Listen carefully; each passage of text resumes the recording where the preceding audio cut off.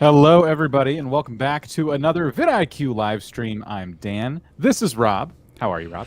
You know what, Dan? One of the things that I really get frustrated about, and I spend ages doing it sometimes, is finding the right music for videos. But when I found that music for the intro of these live streams, I nailed it. Every time I hear that music, it always gets me pumping. I just love it. Hello, everybody. It's time to put on my legal live streaming gloves today. Yes, as most of you by now should know, Wednesdays are our legal Q&A chats. With First Wednesday of the month. First Wednesday of the month. I said that wrong. Yes, first Wednesday of every month. With none other than Emily Baker. How are you? I like the music too. It's exciting. It is hard to find music. I don't bother.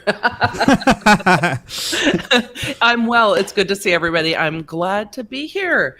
There's lots to talk about. Always. We always have so much to talk about. Yes. Before we get into today's topic, would you like to say hello to some fine folks here in chat? Emily? I would always like to say hello to fine folks in chat. So Short Reviews and Paul Pack Drywall Tube said hello to me, so I'm saying hello to them. It's good to see Lauren Mayers. It's so hard to read handles, so if I don't say hi, it's because it's hard for me to read your handle, but I like pizza and spoon and fork. Hello. How would you rate your channel pronunciation? Because I think I would give myself a 4 out of 10. Dan used to be a 2 out of 10, but he went to pronunciation school for channels, and now he's like an 8 out of 10. Dan's our leader in that space, but yeah, I'm terrible. I might be a 3. Dorian's World, Lacey Mill, Leslie Burford, I Like Pizza, KJ Gaming Mapping. Who else have we got? Arki Pinay, Toolify Studios. Not too bad, those pronunciations. I'll give myself a 5 out of 10 for those. What about you, Dan? It's all very strategic, okay? Names like Superwolf Gamer are great, but names like this, it's like Swino? Something like that. But hello to you. And then we have Soundwavimus Prime. That's kind of interesting. I like that one. We have Ellen here. Sometimes I just say their first name because I don't want to butcher their last name. So it's very strategic. That's what they taught me in the class once they realized I couldn't read.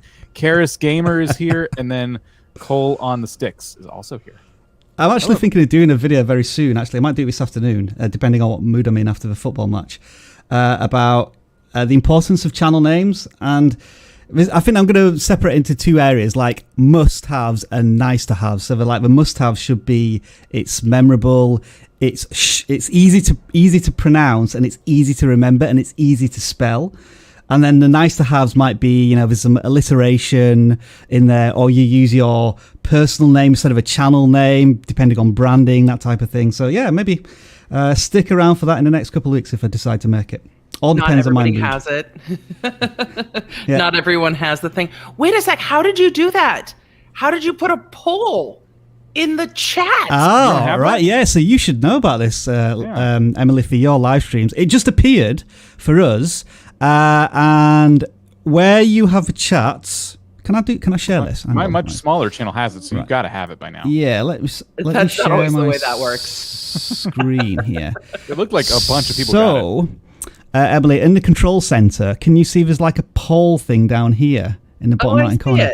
It's probably on the watch page as well. But yeah, we can set polls now, which is awesome. And like for your live streams, I would imagine you're getting like thousands of votes. So yeah, I look forward to you using that on your live streams. I will absolutely use it. I never use Studio because I am always in I'm always just in StreamYard, but yeah. I also have mods that are in the back end of my streams helping. So we're going to have a chat about all the possibilities because that's very, very cool. That's very cool. I might use that. I love the new subscribers only feature. Like that's been my new favorite thing that I've seen rolled out. So I will go look for the polls. You're referring to subscriber only chat, right? Subscriber only chat. Because people get unsubscribed. And when people get unsubscribed, it's really nice when they go to try to chat and YouTube helpfully reminds them you have to be a subscriber. And they're like, but I am. And then they have to resubscribe. It's been fantastic. It also has cut down on people bouncing in by topic just to troll the chat and then making new accounts. And that's been fantastic. So I got to try that. I was hesitant to try that because I didn't want to. Yeah. I'm not a fan of that. You're not a fan of it? I really didn't want to alienate anybody, but at the same time, I'm constantly reminding them to subscribe. There's no better reminder than YouTube being like, you got to do it. Yeah. I'm not a fan of it, but you got 60 seconds before I turn it on, everybody.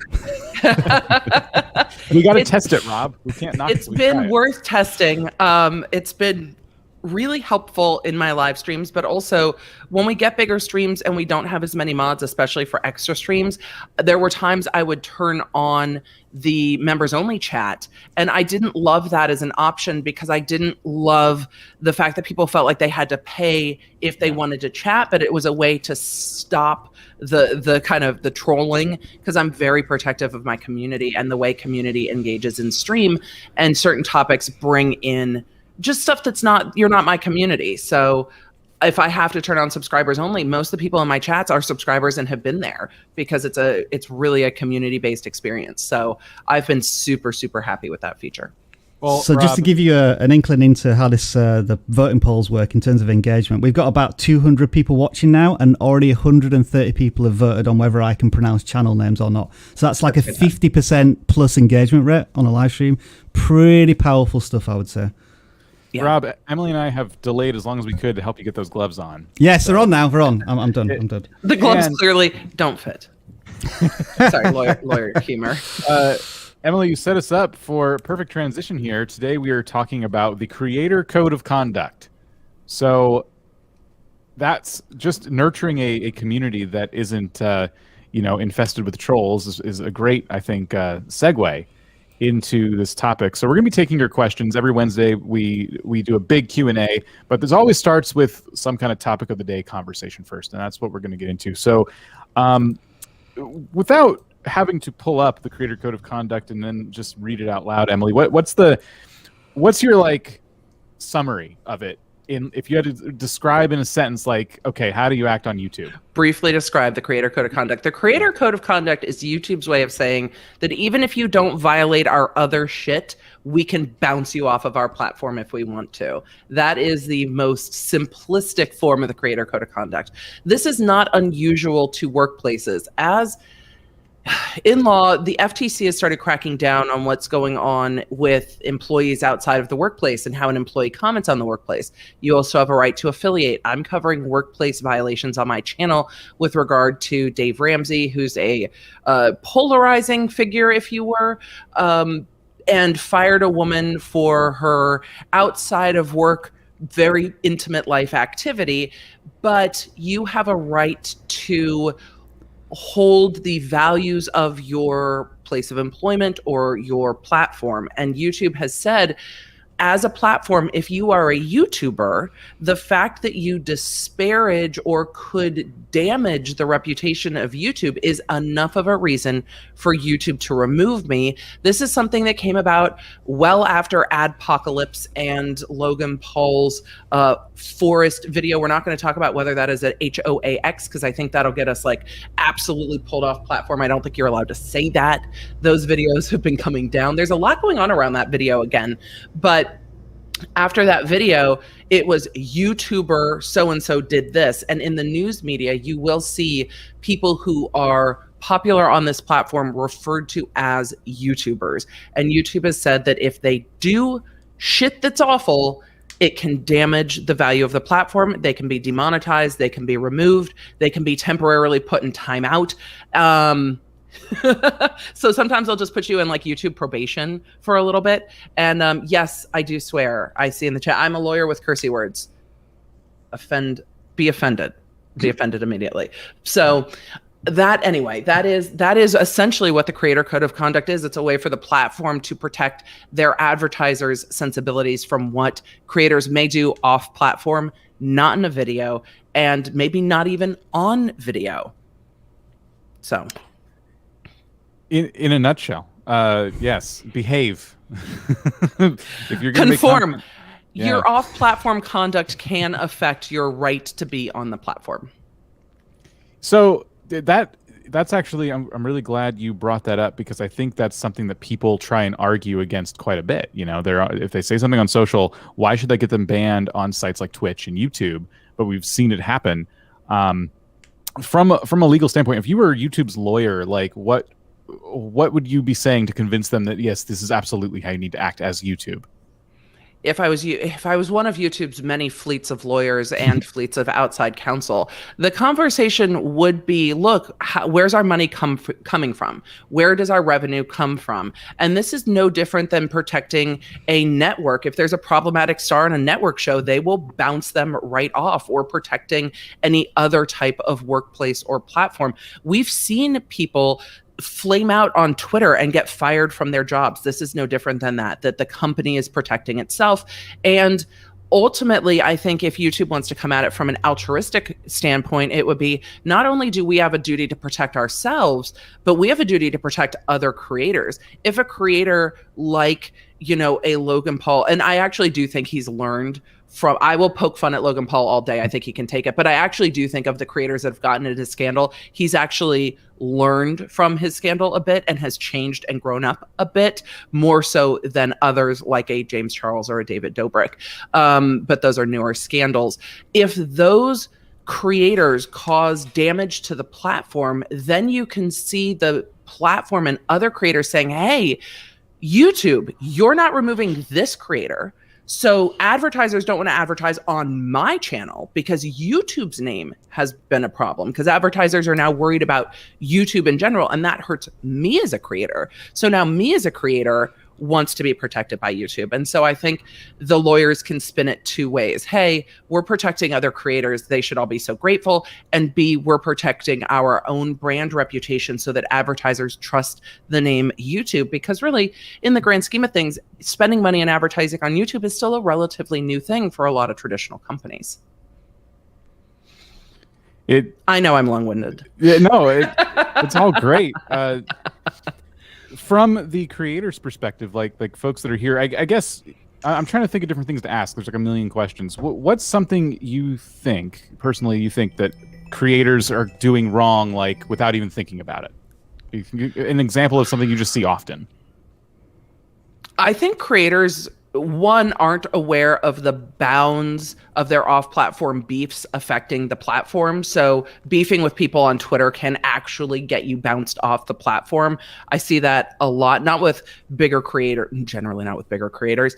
The mobilizing or weaponizing of a fan base is something I think creators aren't necessarily always intending to do, but are not cognizant and aware of. And it's actually explicitly against the YouTube community standards, but it happens all the time where creators are like, go report this person, go report that person, this person did that to me. And YouTube doesn't seem to bounce all those channels yet. And then not treating their platform like a business. If your platform's a business and your community is kind of your customer base, don't try to hook up with them in your DMs on TikTok. They're your community, not your dating pool. Like, just stop it. So those are kind of the bigger ones that I see. There's probably more that will come to mind. Emily, I'm interested in just maybe your point of view in terms of the process behind this. I mean, we've mentioned David Dobrik and James Charles, and they had, I guess, scandals off platform, which resulted in maybe a few days later, a couple of weeks later, them being demonetized or whatever. So I'm just like in the background, what do you think happens from YouTube when they see this going on? Like, do you think they have to have meetings about it and make decisions and make sure they have a legal standpoint to do this and so on? I'm fascinated by that. I absolutely imagine there's meetings, and I have no, other than being a YouTuber and on this platform, I have no affiliation with YouTube. I do get called a YouTube lawyer on occasion, but I don't think they mean that I'm employed by YouTube. I think people mean it as a snark, but it's kind of funny anyway. I think that there's definitely process there when YouTube becomes aware of a scandal. Now, I don't know if YouTube is aware of scandals in smaller communities, like a scandal with the art community with a creator named Creep Show Art, or a scandal within the commentary community. But when it comes to their bigger tier creators, I think that YouTube absolutely becomes aware, and the community at YouTube nonstop on social media platforms. YouTube, why aren't you responding? And I know that the reporters from Insider and other digital cultural reporters are reaching out for comment to YouTube. Why haven't you done anything? What are you doing? So YouTube, I think, becomes aware of it as it kind of takes hold within the community. And I'm sure behind the scenes, their algorithm shows how many videos are going up regarding a certain thing. Because what I see, this is my speculation from what I see, if I made a James Charles video before the scandal became inappropriate messages regarding minors, that didn't immediately go to yellow. As the scandal started gaining traction, my videos, as they would go up, would go to yellow, because I think that the name and the activity are now being tied together in the algorithm, that I could be talking about inappropriate or sensitive content, not because I think they're trying to protect James Charles per se. So I think the algorithm also takes hold of names being connected in certain ways. Same with David Dobrik. So I think there have to be meetings. I think they have to talk to legal and decide, because also YouTube has a vested financial interest in some of these creators. These creators bring in a substantial amount of money. So choosing to demonetize a creator or choosing to remove a creator, I would imagine, is a bigger decision on larger channels. How they make that on smaller things where people just get an email like, oh, this community violates this, you have, your channel's shutting down in 30 days.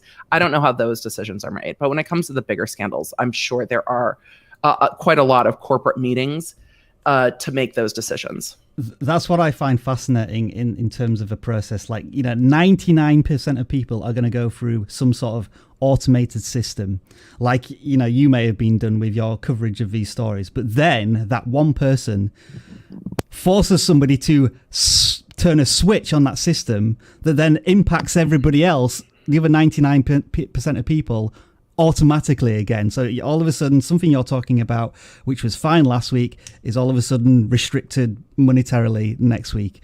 And I don't know. I mean, we talk about YouTube being more and more transparent, and we usually find out about these stories from third-party news sites in terms of, YouTube have demonetized this person.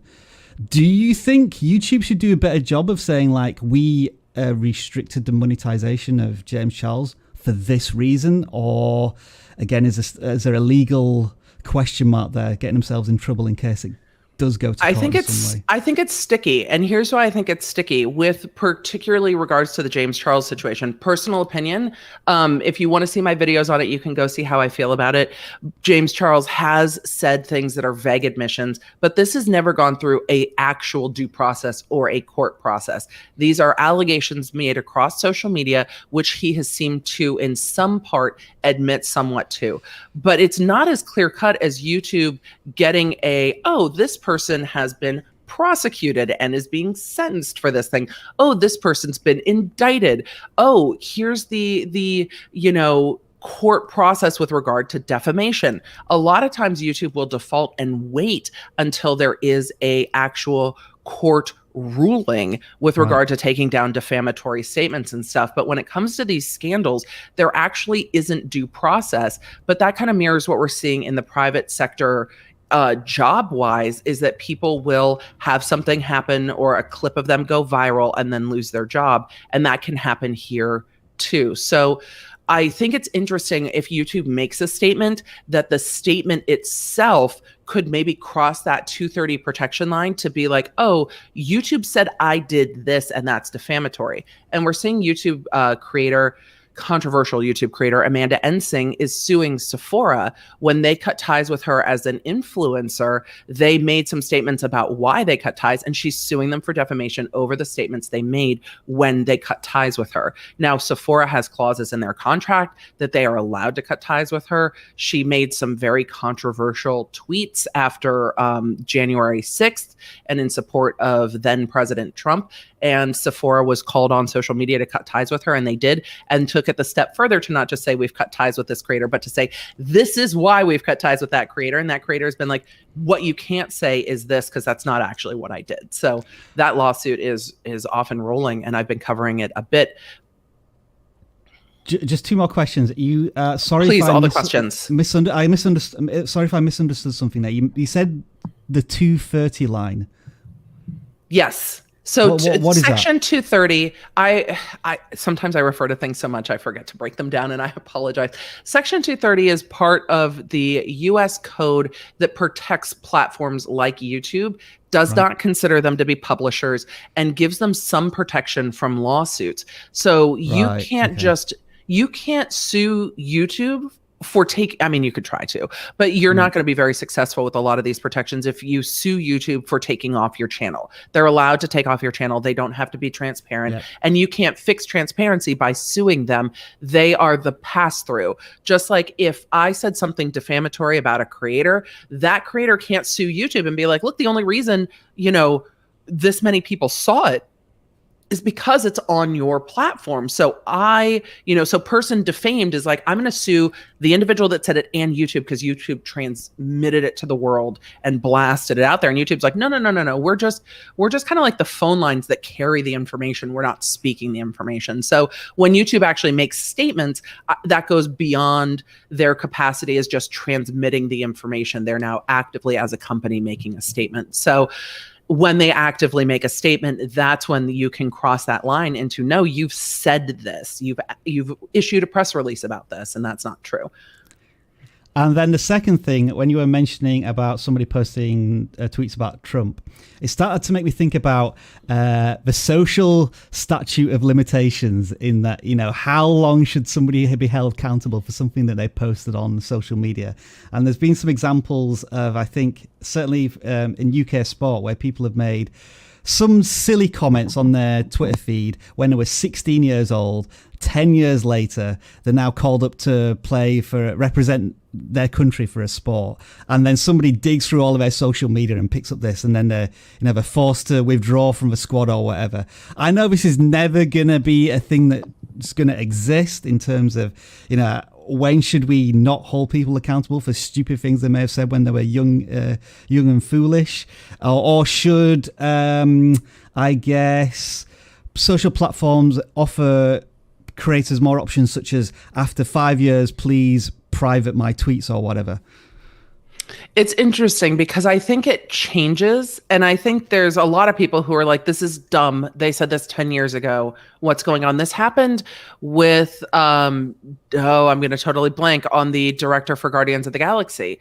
Oh, it was Brian Gunn. James Gunn. James Gunn. Yeah. It was 10-plus-year-old tweets, and he got fired for it because the mob was angry about it, and then ended up later getting rehired for it. But these were very old tweets, and he's like, "No, I shouldn't have said that." At the time, I thought it was funny. In hindsight, it's not funny. I don't stand by that, and I would delete it. But when we're talking particularly about minors and having access to social media, it's something, I mean, my oldest is 13. It's something I'm very mindful of. When he's like, hey, Mom, I want to make this thing and put this up. And I'm like, nope, you can't. And he's like, why? And I'm like, because when I look at the long game on how this content could age, it's just not, it's not appropriate long term. And I know you want to experiment with it because you're 13 and you want to, do this and do that, but you have to be mindful of how this affects you down the road. I think if we as a society started saying we're going to say, oh, they were 16. Let's look into context a little bit more. That wasn't great, but they've not continued to act that way.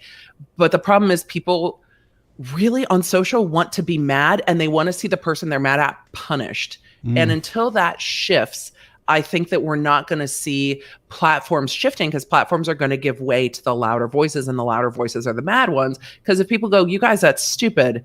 They were 16. Yeah, the tweet's dumb and they shouldn't have said it, or it's offensive and they shouldn't have said it. But this was years ago. They've grown into an adult. Those people then get screamed at. The editor of Teen Vogue, I think, had disclosed to her employer that she had made tweets when she was underage. She's now in her 30s. She was 16, 17, and made some statements. She disclosed it to them. They hired her, and then people dug it back up later. And then she ended up turning around and getting terminated. So it's a very odd thing. And I think at some point it will have to shift, where people have to say, look, at some point it's too far removed if their behavior doesn't reflect what they said at 16. Thank God social media wasn't around when I was a teenager. Yeah.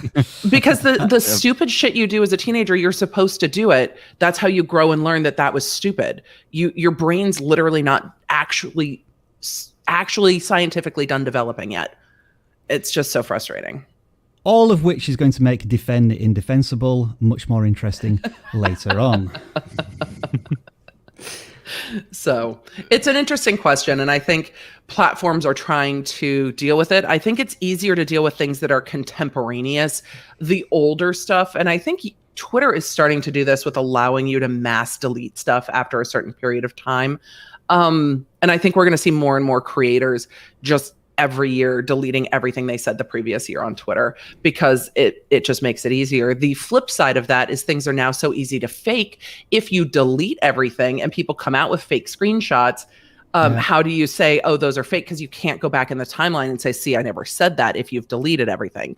So it opens a door. And with the age of, we're here where a mom in Pennsylvania spoofed a teen cheerleader smoking and appearing less than dressed, sent it around to her cheer team to get the girl banished off the cheer squad and is being prosecuted for it.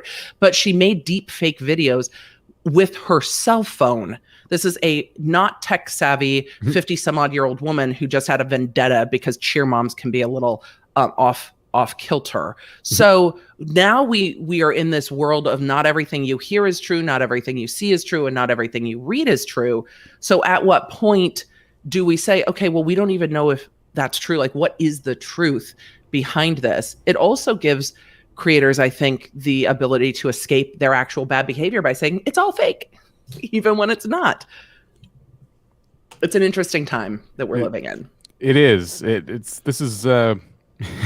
I want to say something about history, but it's just going to be kind of crazy to get history accurate, fully accurate after. Yeah, it needs to be blockchained at some point, so yes. You can't change it, and we need like multiple perspectives. But it brings us back to this creator code of conduct. So if somebody starts, getting on the hate train of a creator saying they did this, they said this on Twitter, what if it's fake and YouTube demonetizes their whole platform because people are saying this is it, and the creator really has no means, especially smaller creators, no means to defend themselves to YouTube. There's no process to say these are actually fake. This is another creator that's trying to deplatform me, or this is people who are upset. Legal creators see this all the time, knock on wood, but a number of the creators in the legal commentary space regularly get bar complaints literally against their license for commentary that they provide on YouTube from people who don't like what they've had to say. So this is not new. It's just going to be interesting because YouTube has to take that into account and investigate some of these things if they are actively deplatforming somebody. Most of the time they demonetize them and put them in timeout for 30 days and then it's all fine.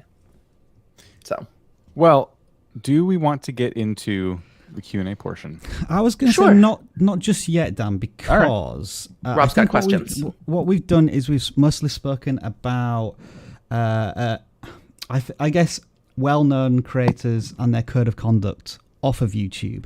And yeah, I agree that we don't necessarily want to just go through all of these community guidelines on YouTube, but I think it is important to let people know that because of Adpocalypse and everything else that's gone on YouTube over the last 15 years, YouTube have created some very detailed codes of conduct and practices that you should be following. And some of these are obvious, child safety, sexual content, harmful, dangerous content. But I'm just wondering if we could all think for a few moments as to things that maybe creators, smaller creators, that maybe getting towards their first 1,000 subscribers, and they just make a stupid mistake that they don't even realize is against community guidelines. I was just wondering if there are any of these which we think creators may do, not actually realizing specifically that they are against terms of service. I mean, fake engagement is probably one of them. That's the one we have to, that's one of the big ones we have to talk about is fake engagement. Sub for sub, posting comments to watch their channel and so on and I'm so going to build a forth. tree if you subscribe. I'm going to donate $1 for every subscriber. I think Mr. Beast does this all the time. But yeah, and we looked at that briefly, didn't we, about how he was saying, if you donate 10 cents, if you subscribe, I'll donate 10 cents to charity, which kind of felt a little bit like fake engagement. It feels like buying subs. I mean, it doesn't feel, because YouTube has a charity, and I've run I've run charity events through YouTube. YouTube actually has a donate now on a stream. So there's a way to facilitate that, but saying if you subscribe, I'll donate feels like it's fake engagement. And I'm speaking at a conference where he and Daryl Eves will be, and I want to ask them about this. Like, what are their thoughts on this, and how, not in a like gotcha way, but actually in a conversational way. Like, what is your thought process on some of these things? Because I'm really curious, because I wonder if they've had conversations with YouTube, because they do so much involving money and giveaways. I also see small channels blowing the FTC giveaway guidelines, which also then violates the policies on YouTube. But fake engagement's a big one. I think the harassment and cyberbullying is a really big one, and is a huge problem on YouTube right now that YouTube doesn't crack into. And with regard to like fake copyright reporting and stuff like that, that's another one I see people engage in that YouTube doesn't crack down on. And there's a lawsuit going on right now with a creator who is suing YouTube for not enforcing their repeat infringer policy. So they're saying YouTube has this policy, but they are not enforcing it. So because they're not enforcing it, it's like they don't have a policy that they're required to have. So I think we're going to start seeing YouTube getting sued for not enforcing their own policies, like their harassment and cyberbullying policy. Because right now, you guys probably don't engage in a lot of the YouTube drama with creators, I would guess. Not really. No. So the stuff going on right now with Gabby Hanna feels like, to me, it violates the harassment and cyberbullying policy, because she's in Discord talking about other creators with fans that seem largely underage, and doing quite a lot of the most to harass other creators, and hasn't been demonetized by YouTube yet. But it's interesting, because that harassment and cyberbullying policy is very clear, and it's very clearly not often activated by YouTube. I don't know how they're sweeping for that content, but they're not enforcing it. And to add some balance to the Mr. Beast conversation that we were just having, there are also a lot of people who impersonate him, whether it just be like copying his channel, uploading half of his content, etc. And I think a lot of creators, especially younger creators, who don't necessarily understand the concept of creating, original work and building your, I guess, own brand, and they just putting together montages and stuff, as well as being a copyright issue, you're actually impersonating somebody else. And I know Graham Stephan, I think, has had a huge problem with this very recently, in that there are tons of people creating channels with his name and then posting comments to WhatsApp links and all sorts of stuff. And he's been pulled into this, I think, by accident, in that now YouTube are threatening to close down his channel because YouTube, I guess from an automated perspective, thinks that he's posting lots of spam comments. I mean, for me, it just thinks, well, can I just check that his channel is verified, and he's not doing that. But that seems far too obvious and intelligent for such a thing. It was weird, because that has been happening on my channel, and they're not comments, they're always replies to comments with a variation, but a very hard to tell variation of my name, and then links to WhatsApp numbers with regards to buying things like crypto and different types of crypto. So I blocked a whole bunch of words on my channel, but I also went on social and said, look, my channel is verified. This is not me. Do not WhatsApp. I will never ask you to WhatsApp me. And I will never ask you to invest in financial tokens of any kind. So do not, because it's not me. But they always do it in the replies, which makes it very hard to scan for and root out of your channel. And it can be very, very frustrating. I got botted on Twitter as well, as my Twitter was growing, as my channel was growing. And it was all these like, buy Ray-Bans here, and these suspicious links. And I ended up trying to get those rooted out. And then as I was trying to do that, all of my tweets disappeared from like the last 2 years. I was kind of bummed, because it had the whole like rise on YouTube in chronological order. And I've asked for that back, but it was a mess trying to get that sorted out. It's one of those unfortunate coming of age YouTube things that we go through, in that when you become successful, people want to try and profit, or I guess scandalize you in some way by impersonation. Dan, is there anything that you've spotted here that you'd like to add to, I guess, from the gamer perspective of this? Fake engagement's the one. I mean, I'm glad we already covered it, but it's the biggest one I see, especially in the gaming space. going back to Mr. Beast for a second, it's not only does he donate money for subscribers, he also pulls subscribers in and says, by the way, the people in this video, his gaming channel does this a lot. All the people in this video, they're just subscribers, so be sure to subscribe. And to me, that's like the same kind of thing. And I would love to know the logic there. I'd love to know when is he crossed the line? When does anyone cross the line? Is there an exception being made for channels like his, or is he just not crossing the line? Are we not fully understanding YouTube's definition of fake engagement? Let's pull into it and look a little bit at the fake engagement one, because that came up for all three of us, and I think it's worth taking a look at because some of it is a little bit vague. Also, do you want me to retitle this live stream, Mr. Beast is a big fake YouTube con artist? That might be more appropriate. No, he honestly could be a trailblazer Sarcasm. here. It's just yes. You don't know. Exactly. So what they talk about in the policy when they're getting into posting comments, don't post content on YouTube if it fits the descriptions below. They say links to or promotes third-party service that artificially inflate metrics, likes, views, and subscribers. Content linking to or promoting third-party view count or subscriber gaming websites or services. So those two are really like off-platform stuff where you can buy likes, buy subscribes, and things like that. Offering to subscribe to another creator's channel only if they subscribe to your channel, sub for sub. Note you're allowed to encourage viewers to subscribe, hit the like button, share, and leave a comment. Content featuring a creator purchasing their views from a third party with the intent of promoting the service. So those are all those like, hey, I tried to buy a subscriber, like this is how you do it things. But it's not clear in the language of their content that what they mean by artificially increasing the numbers of views. So they give you different types of examples, but the language of the policy at the top is not clear. They say YouTube doesn't allow anything that artificially increases the number of views, likes, comments, or other metrics, either by using automatic systems or serving up videos to unsuspecting viewers. Also, content that solely exists to incentivize viewers for engagement.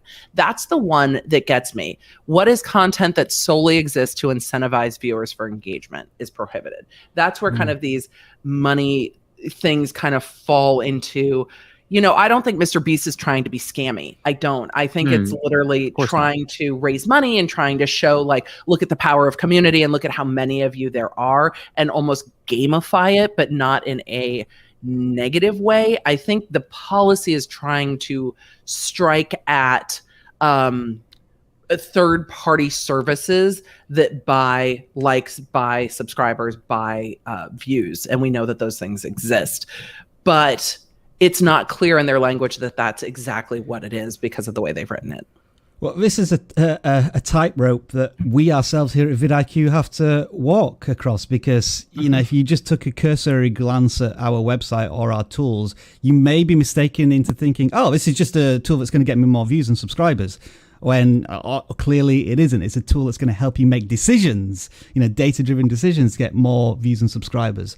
But we've had some little tit for tats with YouTube in the past where they've thought that links to our website is in some way, I guess it's more spam and deceptive practices, in that we might be a tool that's artificially inflating these things. And we're certified by YouTube, which is incredible. That's an example of one part of Google not speaking to the other in terms of an automated process doing something.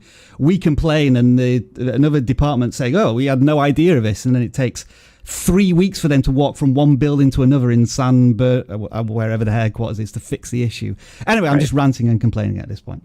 But no, it's fair, because they say we consider engagement illegitimate, for example, when it results from coercion or deception, or when the sole purpose of the engagement is financial gain. And it's like, well, what is that boundary? Because most of the purpose of engagement is financial gain. If you have more engagement on your video is going to get pushed out more, and then you're going to get either a better CRM or more views, which is also going to translate to. So it's the way that it's written gives them a lot of wiggle room, which is also lawyerly intentional. It gives them a lot of space to strike at things they don't like.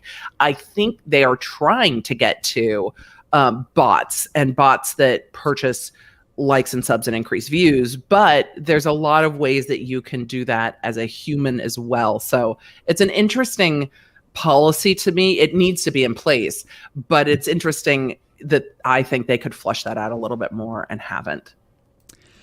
The downfall starts here, folks. I don't think that Mr. Beast is a scam. Ryan's toy review, on the other hand, maybe a total scam. Now, I'm only saying that because I'm also the mother of a 9-year-old, and every time I walk into Target, there is now like half of an entire aisle dedicated to Ryan and Combo Panda with all of their toys through Pocket Watch, and my child loves them. Loves them. The best YouTuber merch, though, best YouTuber merch that we have ever purchased that is not in the like makeup and beauty world, because like Holo Taco, I love their nail polish, but merch, like actual just merch, not products, The Odd Ones Out. The Odd Ones Out have the greatest YouTuber merch ever. So that's what we've been buying, because my kids love The Odd Ones Out. I think it's just worth giving a bit of context to what we're talking about here, just to let you know why we're using Mr. Beast as an example here. So their channel banner is subscribe for a cookie. And obviously we know that's like a kind of tongue-in-cheek and a joke. Come to the dark side, we have cookies, because Mr. Beast is the dark side at this point.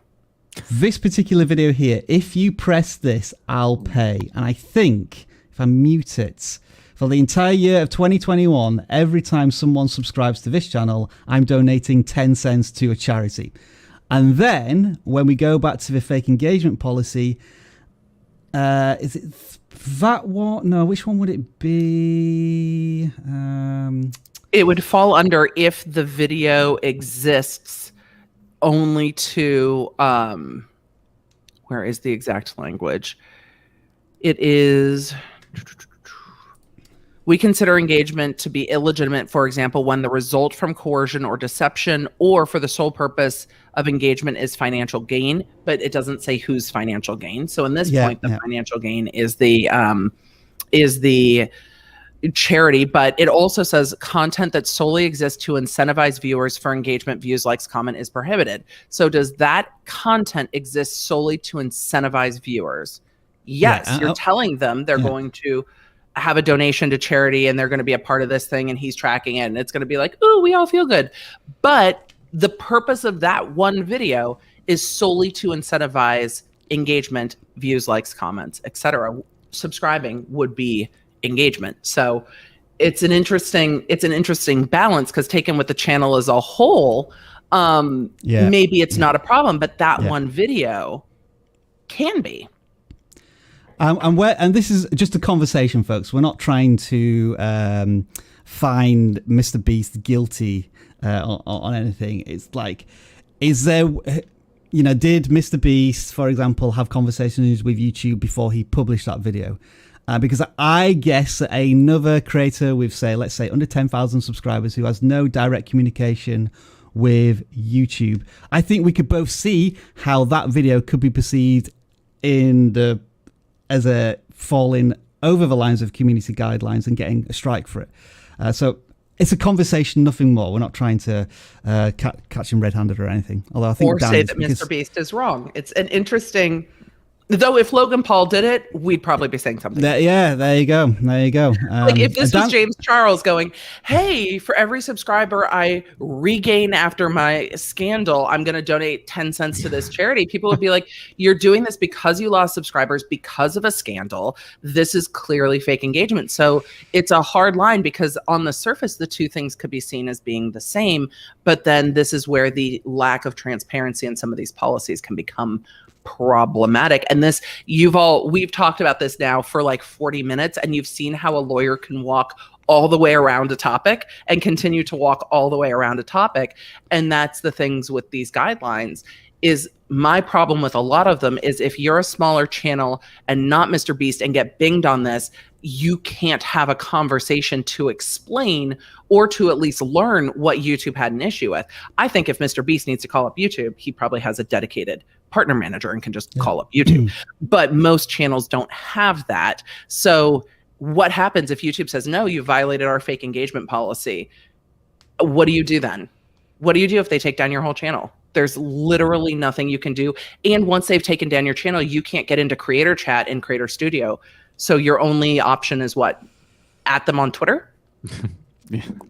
I think this really sums it up. So is this a double standard system? And my answer to that would be not necessarily a double standard system, but a large percentage of people are talking to computers most of the time and their automated decisions, whereas a select few get to talk to a human and can argue their case in a more rational, ethical, moral way. Can we answer Pat RC's question as well? Which one is that? It's up a little bit. Yes, this perfect. Yep. So Pat's RC said the policy says not to ask people to subscribe. It doesn't. It says you can say, like and subscribe. You can ask for engagement, but the content can't be solely purposed to do that. So in content that has purpose, that is your regular content, reminding people to like and subscribe is not a problem. But content that solely exists to do it is a problem. And that's, again, where the lawyerly part of it comes in. It is this shift on it. So you can and should say like and subscribe and engage, but that's why you're getting that message in your analytics saying, hey, by the way, don't forget to do this, because it's encouraged to ask people to do that. So a lot of these policies become fine lines.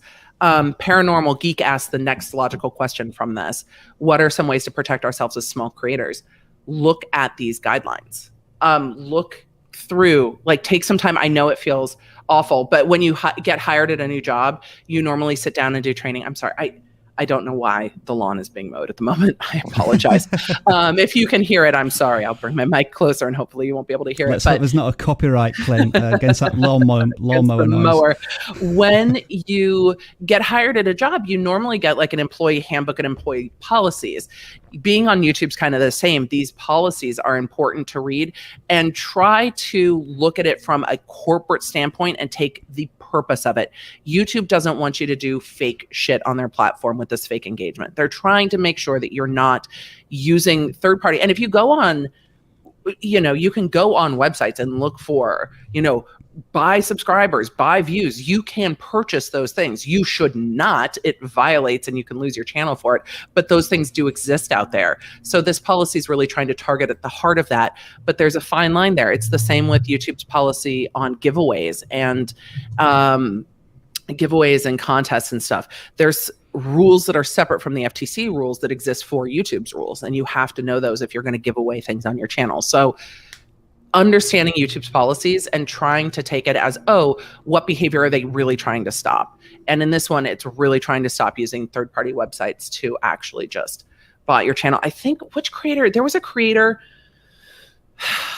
it might have been Casey Neistat, that experimented with what these like farms were like and went somewhere and filmed it. And it was a room full of phones and they were going through and liking stuff. And it was kind of an expose.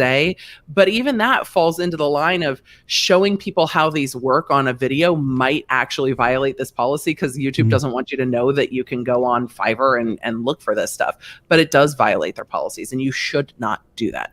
Earned engagement feels way better. And of course, not that we would ourselves encourage fake engagement, but if you do want to see Dan's cat attack him in the next 3 minutes, please subscribe now, Dan, because he is, he's causing issues there. Oh, she left. There we go. Subscribe to bring the cat back. Yeah. And it's this thing with clickbait too. It's at what point is it too much?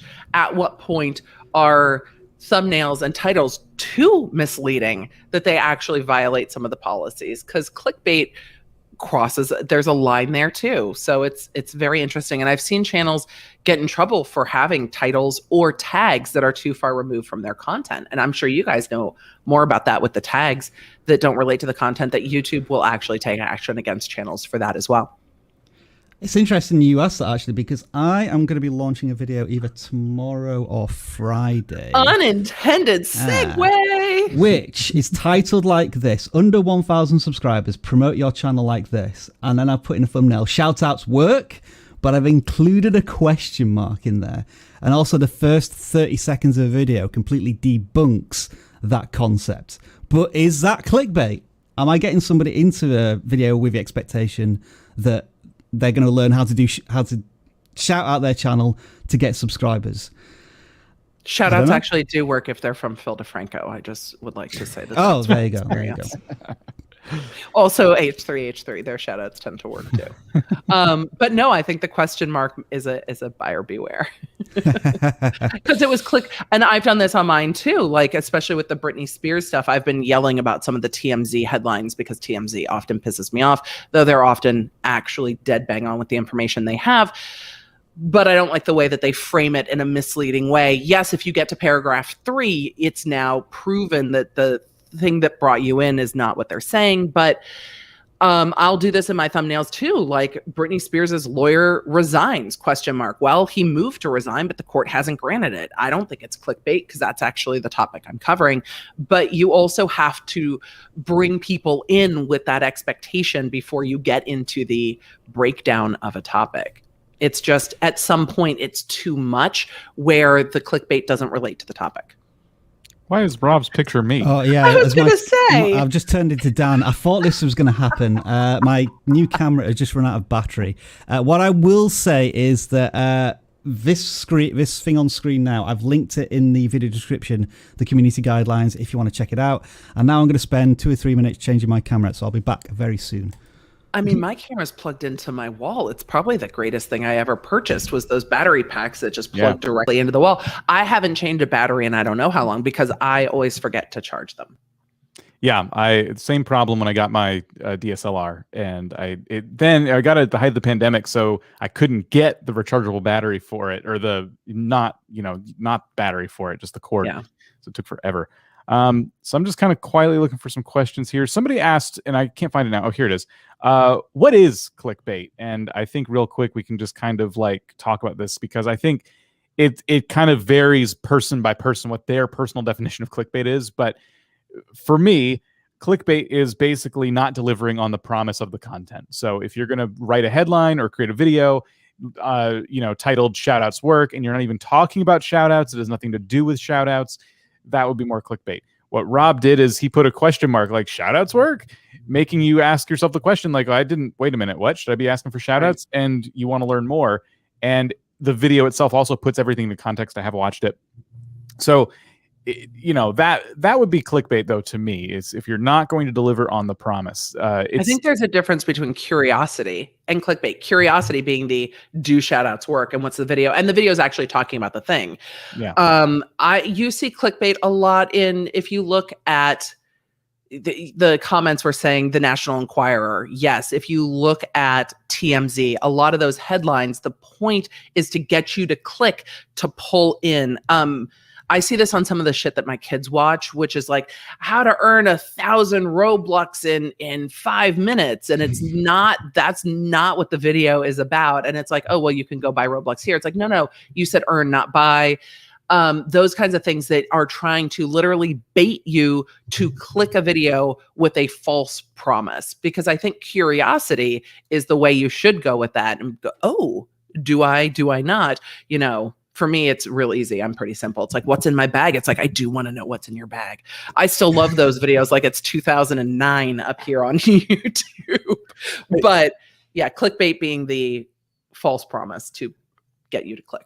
With clickbait, there is an analogy, a fishing analogy in there somewhere where it's like when you use bait and you're trying to get a fish, you're trying to take the fish out of the water and potentially bring it home with you.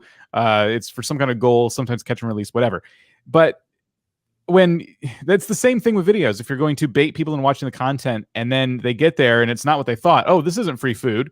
I'm being duped right now. I'm being killed. This is not free food. I'm getting murdered. So yeah, that's one way to think about it. Did you get the free food? Did the creator deliver on their promise? Yep. So how have we gotten to food? Curiosity. We were talking about baiting the hook. Oh, okay. Right, okay. Yeah. I think curiosity, not clickbait. So I had to change my camera because apparently the Sony ZV-1, even when it's plugged in with power, it still discharges a battery. But I'm curious, do you think I look better with this camera or the other one? Maybe Daniel, if you want to do a voting poll right now, I'd love to know. I wish we had a side-by-side because it good. It's hard to remember. This one's like a tiny bit grainier, but that could be StreamYard. So it is a little grainier.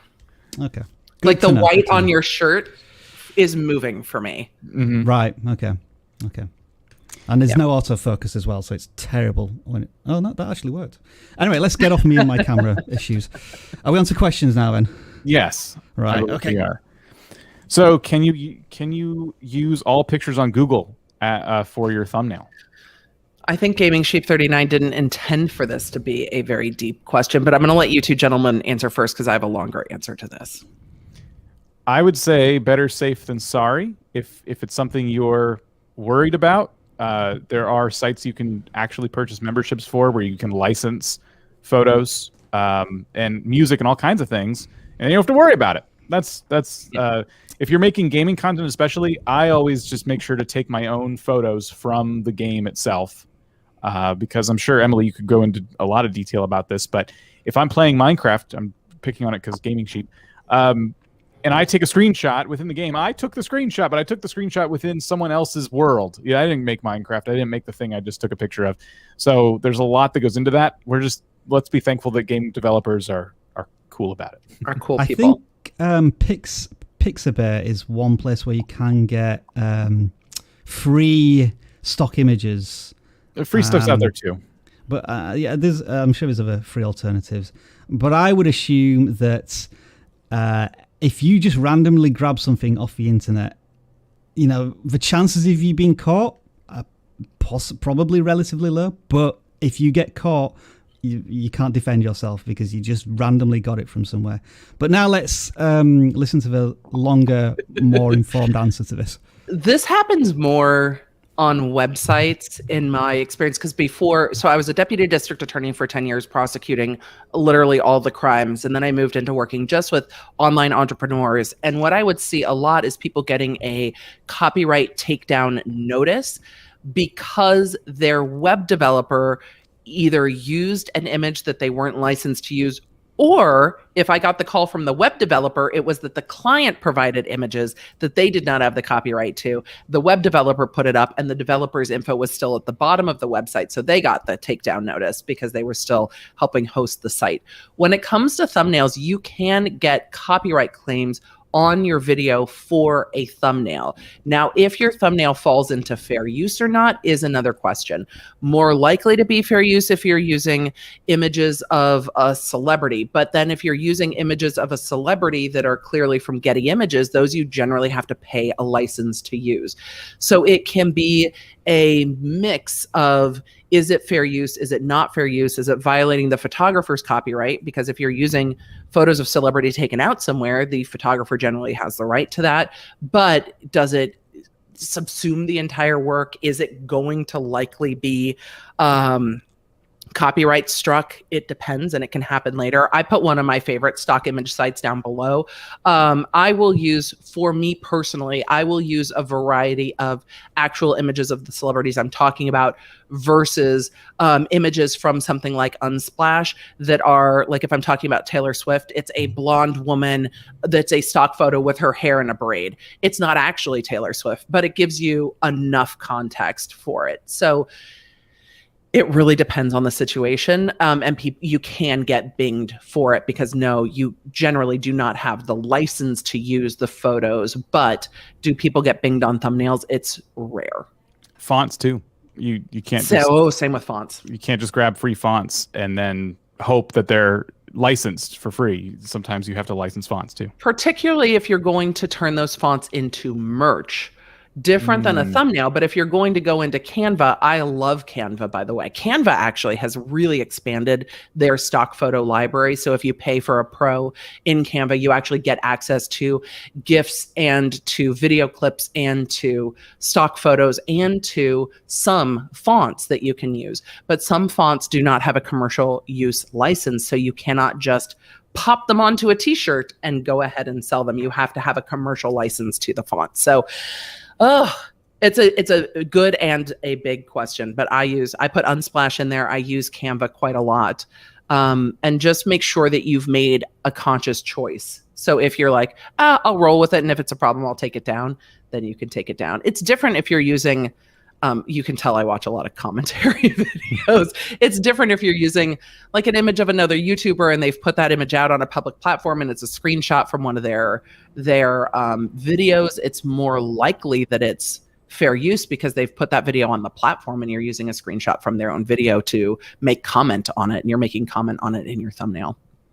I think this is a really interesting comment because I think it represents, I guess, the naivety of the opinion. Fonts are licensed, lol, that's ridiculous.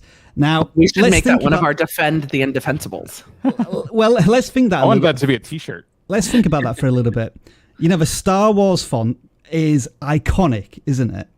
You know, and that definitely has a lot of value behind it. And that's why it is your copyright of whoever owns it.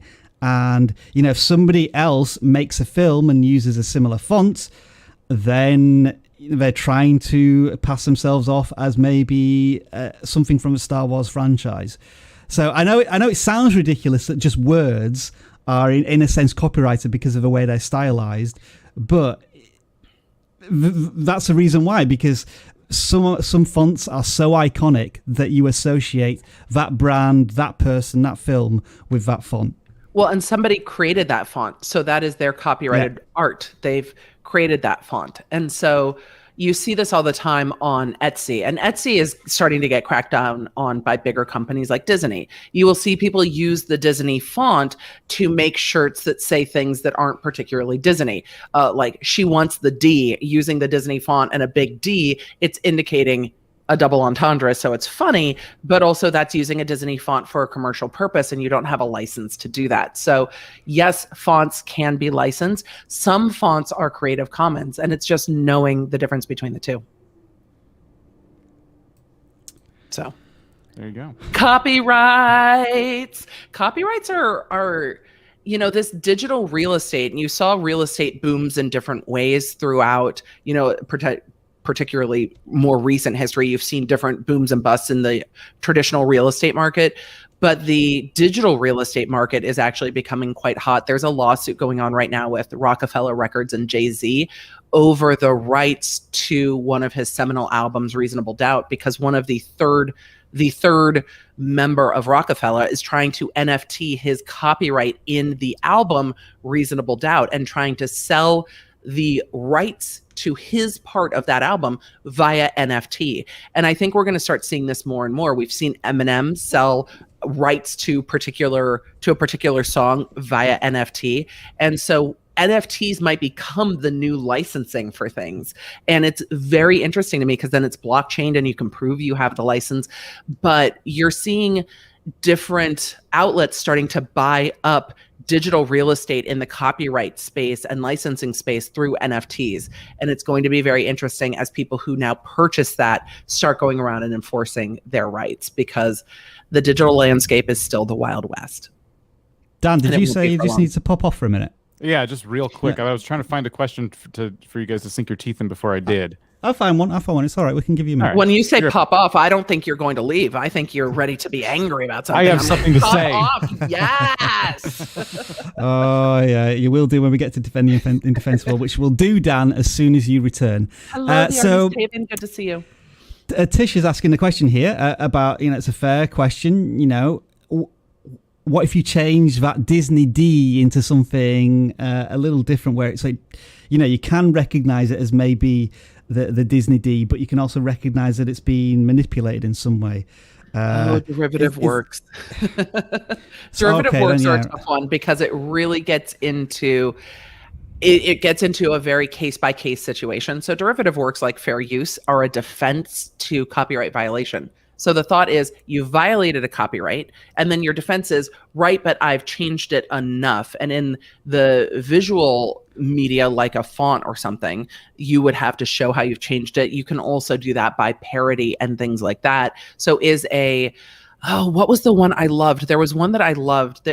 There was a play or a musical that was a raunchy spin-off of Three's Company, and they got sued for copyright violation, and their argument was it's clearly parody, so we've changed it enough, but they still had to go through a 3-year lawsuit to argue and defend that it was parody. So it really is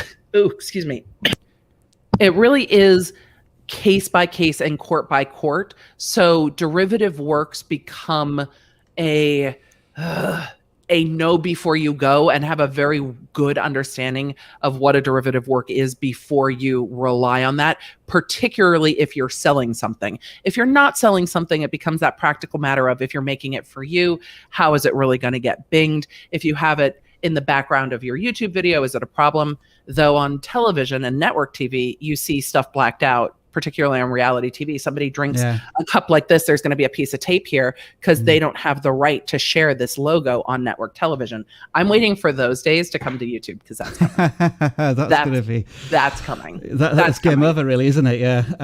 What about defamation in the same context as well? In that, you use a Disney D, you manipulate it in some way, and it appears on something, as you said, something raunchy, or like you do like a very adult themed television series like Game of Thrones, but for some, I don't know, Game of Thrones style content, but you have some references to the Disney stylings of that. Is that something? Or that you comes up make as well? Twilight fan fiction that is BDSM, and then try to publish it under 50 Shades of Grey, but you have to totally change all the characters because it's derived from original characters. Or you take a Nike sneaker, you take a Nike sneaker and put blood into it, and put devil iconography on it, and call it a Satan shoe, and go ahead and sell it for $3,000 or whatever. That gets into not so much copyright, but into trademark and trademark use.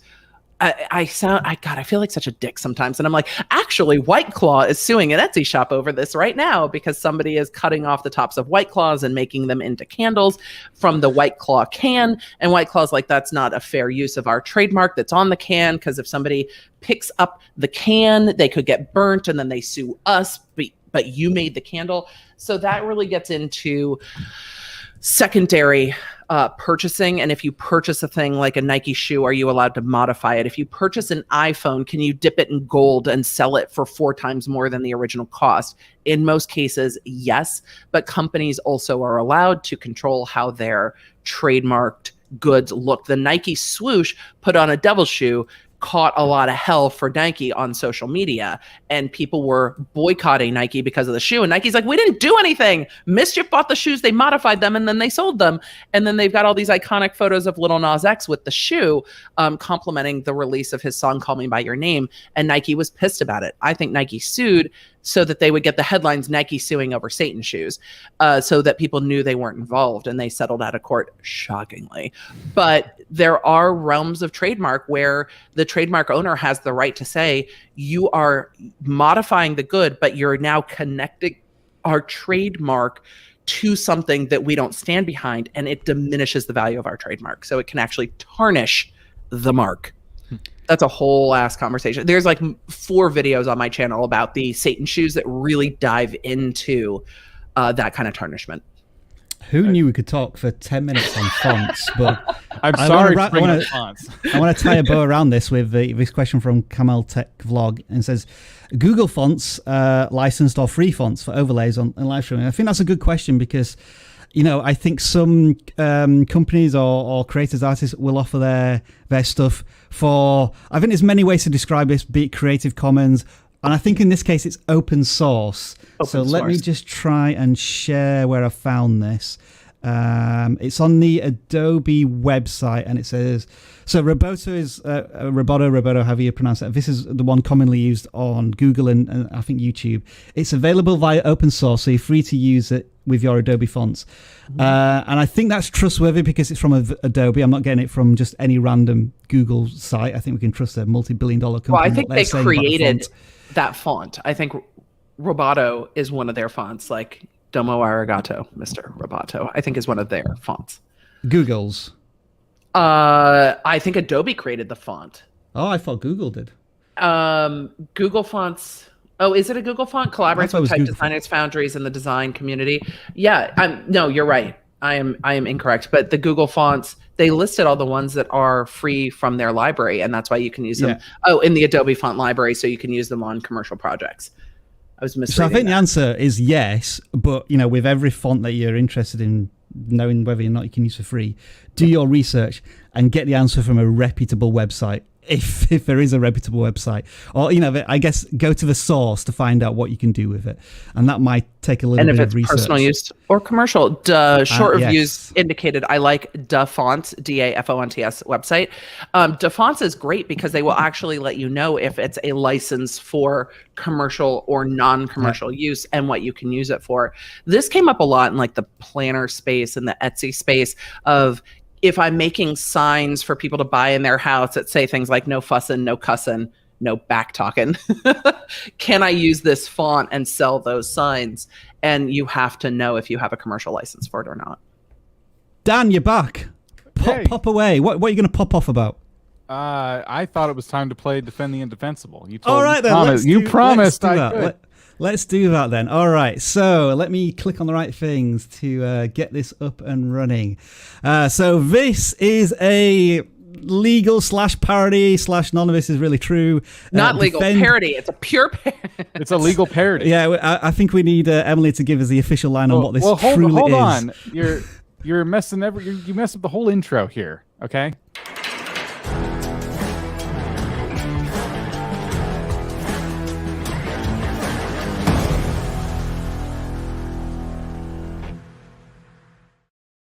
Dan, you've gone above and beyond there. Well done, sir. Well done.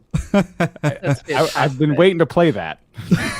I guess we should stress that we got that from, we paid for that. It's all for commercial use anyway. Right, so this is how it works, right? And I think, are we all playing it this time? Do we all have Defend the Indefensibles? I've got some for both of you.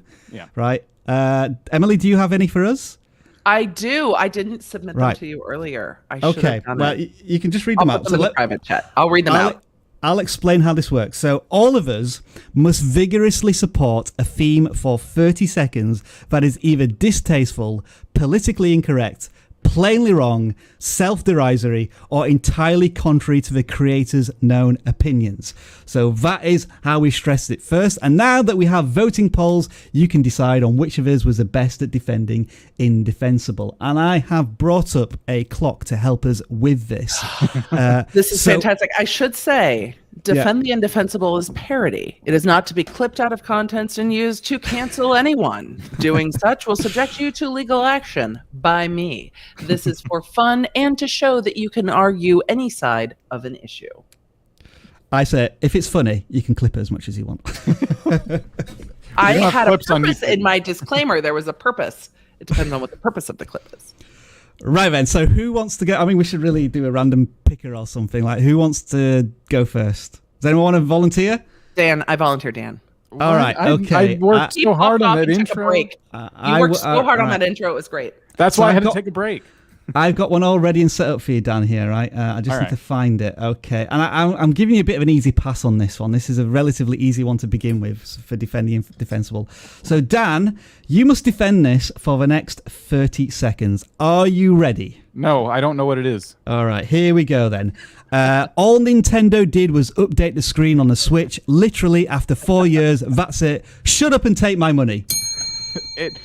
It's true, actually. They updated the screen. We didn't get 4K, but that's all right. We didn't get performance upgrades, but that's okay. And everything about the console is just a tiny bit bigger and better. So I think everybody should buy it. I think $350 isn't enough. I would pay $750. Wow. For it because it's just an OLED screen. Finally. Finally. All right, time's up. You pulled it out a little bit at the end there, Dan. I'm just saying finally a few times. All right, Dan, you can nominate next. You're going next. All right then. Okay. Who is giving me the Defend the Indefensible? Why, Emily is. All right. Okay. Have we got it in a private chat? One bus. We don't. I'll put it in the private chat if you want to put it on. All right. So you put it in a private chat. Wait, Dan, Dan, you do it. you get it and then put it in the banner so I can't see it. And then I'll get rid of this one. Okay. All right. I hope people are enjoying this, by the way. I hope we get, people are just abandoning this live stream. Like so many of the games I've tried to play in the past. Games are fun. Okay. I'm ready when you are. Your own timer? Yeah, I guess I'll have to. Yeah. All right. I'll let Emily read it out loud and you start your timer. Right. Okay. And go. Facebook is a way better platform for video than YouTube. Well, Go. I've got to be honest about this. For the last 6 months, when I've not been on YouTube, I've been going on to Facebook. And whenever I scroll through feeds, all I see now are really big, massive crashes of planes and cars and stuff, because whenever I'm scrolling, I stop there for 30 seconds and I'm intrigued. And now it looks like Facebook seems that I've got a death wish. Or I'm interested in football, or I'm interested in baking cakes. Facebook knows. That was it. Blimey, that was 30 seconds gone quickly. Yep. Facebook knows what you want, is what you're saying. So I agree. But I think I did really bad then because I didn't pay attention to the timer. All right. Okay. Next up, I think I'm going to nominate Emily. I've got to go next. Yeah. This is round one, and then we'll vote, and then we'll do round two. Okay, so Emily, Dan, are you going to do one for Emily, or shall I? Sure. Well, yes, me or you? I'll do it. All right. Sure, not an answer.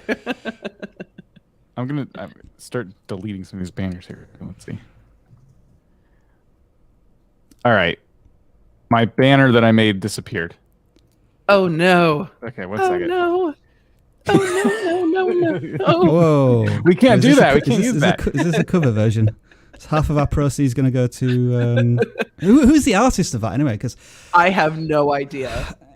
I'm one of those. I can't track TikTok beams back to where they come from. It's a lot. I'm one of those non-suffering TikTok users who's in bed, like trying to read or like on the internet, and all I hear, like 3 feet to my right, is that bloody noise every 2 minutes as my fiance swipes through endless clips. If anyone says anything at our house that warrants an oh no, my kids now start going, oh no, oh no. I don't think it's ever going to die in our house. I think it's now part of our family culture that this is what happens when we say oh no. All right. Emily, here we go. See? Literally, the only way to grow on YouTube is by getting shout-outs from random creators. Oh, absolutely. You don't know their background. You don't know what they've said on Twitter. You don't know what they stand for. And they should just shout out your channel. You don't know if your audience is even aligned. And that's perfect because it will bring people onto your channel who have no idea who you are, who don't know what your channel culture is, and they're not going to watch your videos. It's perfect. They're just going to subscribe and then they're going to fade into the background. And it's going to be beautiful for all of your back-end statistics. So random shout outs are the only way to go. There is no other way to grow your YouTube channel. Don't try. Not bad with the timing there. Not bad with the timing. All right. That was your first round of Defend Indefensible. Daniel, if you could put up a voting poll and we'll find out who won that first round. We'll do another round soon, Dan, because I don't know if you've seen one of my ones for Emily, but I definitely want to ask her that as Defending Indefensible next time. I saw the last one there. I'm trying not to read them. I know. All right, let's get back to some questions then, shall we? I hope you enjoyed that as well. We always like to have a little bit of fun. That was fun. Have you been able to incorporate it into your live streams yet, Emily? I have been sticking to court of public opinion. I want to get to Defend the Indefensible. The problem is I think I'm going to wait until I have guests on and do it with them. Yeah. I have been so busy that I will put 3 topics for a stream and then other stuff will literally break while I'm on stream and I'll have to bounce topics and I'm already getting people going, we were supposed to talk about this. And I'm like, I know. News is literally happening as I'm on stream. So it's been busy, but I love it. So the question I grabbed here is, how are shoutouts not fake engagement? It depends on how you obtain the shoutout. I think if you're paying for shoutouts and because people will do this on, I don't see this a lot on YouTube. People do this on Instagram and TikTok and stuff where it's like, you can, how much for a shout out and you can pay for that. I think it does kind of fake bounce, but I also don't think it's what YouTube's policies targeted at, which is these almost bot type boost of things, because somebody can shout you out and it doesn't mean people are going to go do it. They're just saying, hey, you should check this person out. Doesn't mean that they will. So I would add that I think sometimes the nature of a shout out can be combined with a bit of a backstory. And what I mean by that is this video that I'm talking about in terms of how to promote your channel, it does talk about how if you involve yourself in a community and then you start doing amazing things in this community, that may end up with either direct shout outs or subtle shout outs in some way. And the example I use is Jonk, who I think is here, our unofficial official Stickman editor. He's done lots of Stickman edits of our memes of the week. And Jonk, if you have an idea, then maybe you should do a stick animation of our Defending Indefensibles. That might be a really good idea. Not that I want to put any pressure on you to do that, but now that I've said it, within 40 minutes he will have produced the goods. But we've been talking about Jonk, and in this video about promotion, I'm actually going to talk about Jonk again and saying, look, he did all of this fantastic stuff. We never asked him to do any of it. He did it all for free because he thought it would be something interesting for the community and awesome for us as, I guess, the creators. And now we're shouting him out as a way of a thank you and appreciation. In the same way that we'll shout out Zenzarius as much as we can because he does incredible work timestamping all of our live streams. So those are shout outs in themselves, but there's almost been some value exchanged behind the scenes in some way. And so you have to remember that. If you just ask directly for a shout out from us, then, that's not in a sense of what's in it for us, but, what have you done for yourself and the community in terms of asking for that shout out and recognition? Also, shoutouts don't guarantee that anyone's going to go over and check out your channel. I share quite a lot creators that I watch. I'm like, this is what I'm enjoying right now on YouTube. Sometimes I can see the law nerds showing up on their channel going, oh, I'm glad I found you. Sometimes it's not a right fit with my audience. It's just what I'm into at the moment. So not all shoutouts are also created equal. Look, and now we're making our shout-outs blush. You're welcome, Zenzarius. It's always a pleasure to shout you out when we can. Yeah. All right, let's find another question if we can. Any other questions? There's one here that's kind of interesting. Yeah. Question. Yep. Yeah. Is it possible to get copyright claim for promoting a product or company that isn't actually working with you? I mean, what are you using that's copyrighted, though? I guguess. I mean, it depends on what you're using. Most of those things would be a trademark issue. If you showed I have no affiliation with this company. I drink this on stream all the time. I generally use multiple of things with their logo on it. But I'm not implying a connection. It's just what I happen to use. But this is a trademarked good. This is probably also a copyrighted logo. But on television, you couldn't, without a license, show this on television. So it's a little bit different in the YouTube space. I think it might clip down. But I have not seen brands going that direction. And I haven't seen brands going that direction because you're allowed to use product for criticism. You're allowed to use copyrighted goods for commentary. So if you're a tech channel and you're reviewing a phone, it's a review. So it's not really using copyrighted material in a way that's not copyright. If that makes sense.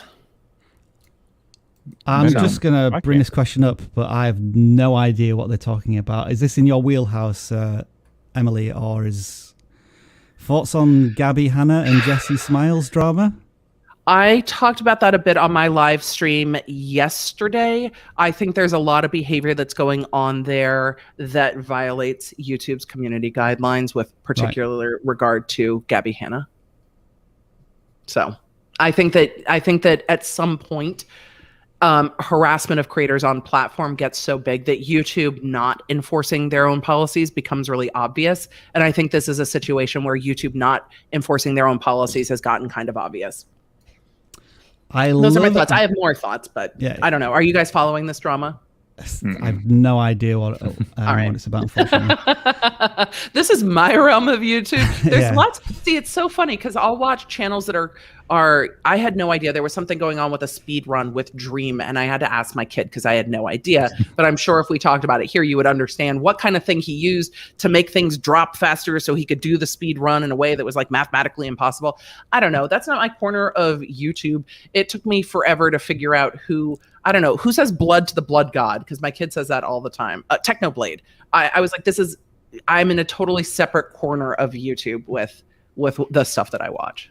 I guess that was a good example of bringing a question into this live stream where the target audience is completely different and wrong. But now that you know that Emily talks about it on her channel, then we've shouted out Emily's channel to go and check it out for that sort of stuff. It's over there. I do talk about the commentary community a lot.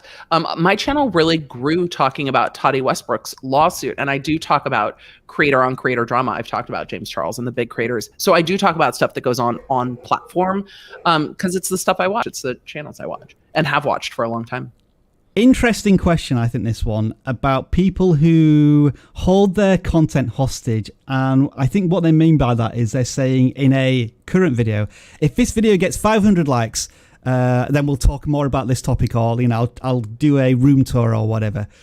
Do you think that's, I guess, a way of artificially inflating metrics? Or is it a way of finding out whether your audience wants to see that particular content? It's like a voting poll, but done in another way. I think there's arguments both sides, and we'll see this. I used to do a tech stream on Wine Wednesdays, and we used to take shots when we got super chats. But as the night went on and we had done more shots, people were entertained by the amount of shots we had taken, and the fact that the creators were no longer strictly sober. But is that inflating super chats because you're now taking shots, and there's this benefit of trying to see your favorite creators get hammered while trying to talk about tech on YouTube? There's another creator who's like, when I get to 1,000 likes, I'll take a shot. And people do this all the time. I think it's on that, there's not really a monetary benefit. It's do you want to see this? I'm not going to spend my time making it, but if 1,000 of you or 10,000 of you or 25,000 of you like this video, then I know you want to see the next thing. So it makes it worth my time. I would very easily argue that that's more of asking your community what they want, just like putting up a poll on your community tab. Do you want me to cover story A or story B? So that's how I see it. I'll do something if you super chat me becomes a whole different thing. But I also don't know if that's problematic, because it's like, I don't know. It's not in that fake engagement, because you're asking people, hey, if you super chat a question, I'm more likely to see it or more likely to answer it because I have limited time. Or I think Daryl Eves does this on his streams. If you super chat it, I can do a channel review. And that's a way to weed people out of who really wants to do the thing. And it becomes an exchange of value. So, yeah. I'm going to bring up this question. We'll see if anyone wants to answer this. Rob, Dan, and Emily, have you ever had a channel that's been banned? And if so, why? So I do have something to answer about this, but anyone else first before Right, so not had a channel banned, obviously, but I have had my brushes with copyright and community guidelines. So we did a video a couple of years ago now, which was, just let me try and bring this up in the background. Okay, so yeah, that's it. So if I share this, I made a video about can you legally use copyrighted music on your videos, and this video does use copyrighted music. It's Arcade Fire that's used in it. I used YouTube used to have this music policy library where it would show you exactly what would happen if you use copyright music. I don't know why they don't have that anymore. Maybe because it was open to interpretation or abuse. So this video purposely has copyright music on it to prove that you can do it, but also the implications of doing it. So that does have a copyright claim. Now, the really interesting one is, it's kind of my dark secret on vidIQ here, is how to download a YouTube video. So this video has, if I can find it, if it's still doing well, this one here has 6.5 million views. But as you can see from the likes to dislikes ratio, it's hated. And that's because the video doesn't tell you what you think it doesn't tell the intended audience of this search, because we know that when people are searching for this, they want to know how to just rip somebody else's video off of YouTube. And what this tells you how to do is how to download a video from your own YouTube channel, but also how to download a video through the mobile app, which you can do with a premium service. Right. But because I think people were flagging it, saying that this was misleading, it got hit with a community warning. But I successfully argued, well, actually, it does tell you how to download a video, whether it be from your channel or from the YouTube Premium tools, something that you can use through YouTube. And my argument was saying, look, I shouldn't be allowed to use this title because most people who search for this title are wanting to do it for the wrong reasons. This is how you do it the right way, even though I know nobody uses it for that way. So there's this big argument about whether this is clickbait or not. I actually made a follow-up video explaining the story behind this, and hardly anyone's watched it. I can't remember what it's called now. Something like, is intentional clickbait something worth doing on YouTube? I'll try and find it if anybody just wants to chime in on that. Just want to throw out a quick reminder. We do our best on the first Wednesday of every month while we have Emily to answer questions with more of the legal spin on them. So if you're asking questions and finding that they're not getting answered, maybe because it's more generic, and if we have time, we can get to some of those at the end. But we're kind of focused on like the legal themed questions this week. All right, we try to make use of the time. Mm-hmm. So I've done like a 15-minute video explaining the whole history behind that, like how to get more YouTube views with unintentional clickbait. So if anybody wants to know more about the story behind that, then do check out this video. So no channel bans, but I've had some interesting brushes with the YouTube law, so to speak. Which I think is really helpful because you teach about that stuff. So actually going through the processes on that stuff helps. Yeah, I had a huge discussion with YouTube creator support about a single letter within a title, because I think it's how to download a YouTube video. And the argument was, well, it's not how to download a YouTube video, as in any YouTube video. It's how to download your own YouTube video. But then I argued, yeah, but you've got this YouTube tool which lets people do that, even if they're not downloading it completely off of YouTube. Anyway, I could talk about this for hours, and it's very, very boring. So let's bring up some more questions. I don't think it's boring, but yes, it's helpful. Let's see. So I said that, and now I'm seeing more generic questions we've seen throughout the entire live stream. Yep, they ignored you. Absolutely.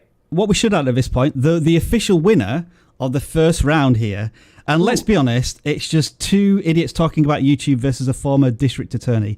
Emily D. Baker won by a landslide. 55% of people thought you wouldn't defend it indefensible.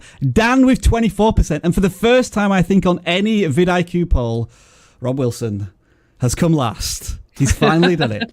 I thank you. I wonder if we have a disproportional viewership of law nerds in the chat. Hi, it could be. It could be. You stacked the deck in your favor, but we'll allow it. It happens sometimes. As that judge said on Futurama, I'm going to allow this. I don't know if anybody can remember that reference. There are definitely times a chicken judge or something, and he like the random stuff would be happening in a court, and he'd just say, "I'm going to allow this." I kind of do remember. I'll allow it. I say I'll allow it all the time. Not a judge, but there are times on my channel I'll just say, you know what, I'll allow it. Judges say it a lot. Normally it comes up in court if there's been an objection to a question or to something, and the objection can either be sustained or overruled. And the judge sometimes, instead of saying sustained, will just say, I'll allow it, meaning they're allowing the person to continue on instead of granting the objection. Because I object is literally half of what you learn to do as a lawyer in court. I'm really curious now. What's the most ridiculous objection you've ever heard? Is it like somebody saying the defendant smells of elderberries? Well, I can't remember the phrase now from from Monty Python. You know what it is. Your mother was a. Your mother was a hamster, and your father smelled of elderberries or something. I think one of the most ridiculous objections was in a. There was this one particular defense attorney that was just literally the worst. And got so flustered with me actually using the code of evidence to my advantage as she was losing this trial spectacularly. The jury came back in maybe 10 minutes for the verdict. I think it was one of the fastest verdicts I ever got. I don't think she did a great service to her client taking that to trial. But anyway, she could not find the objection because she didn't like the argument I made. It's rare that you object during somebody's closing argument.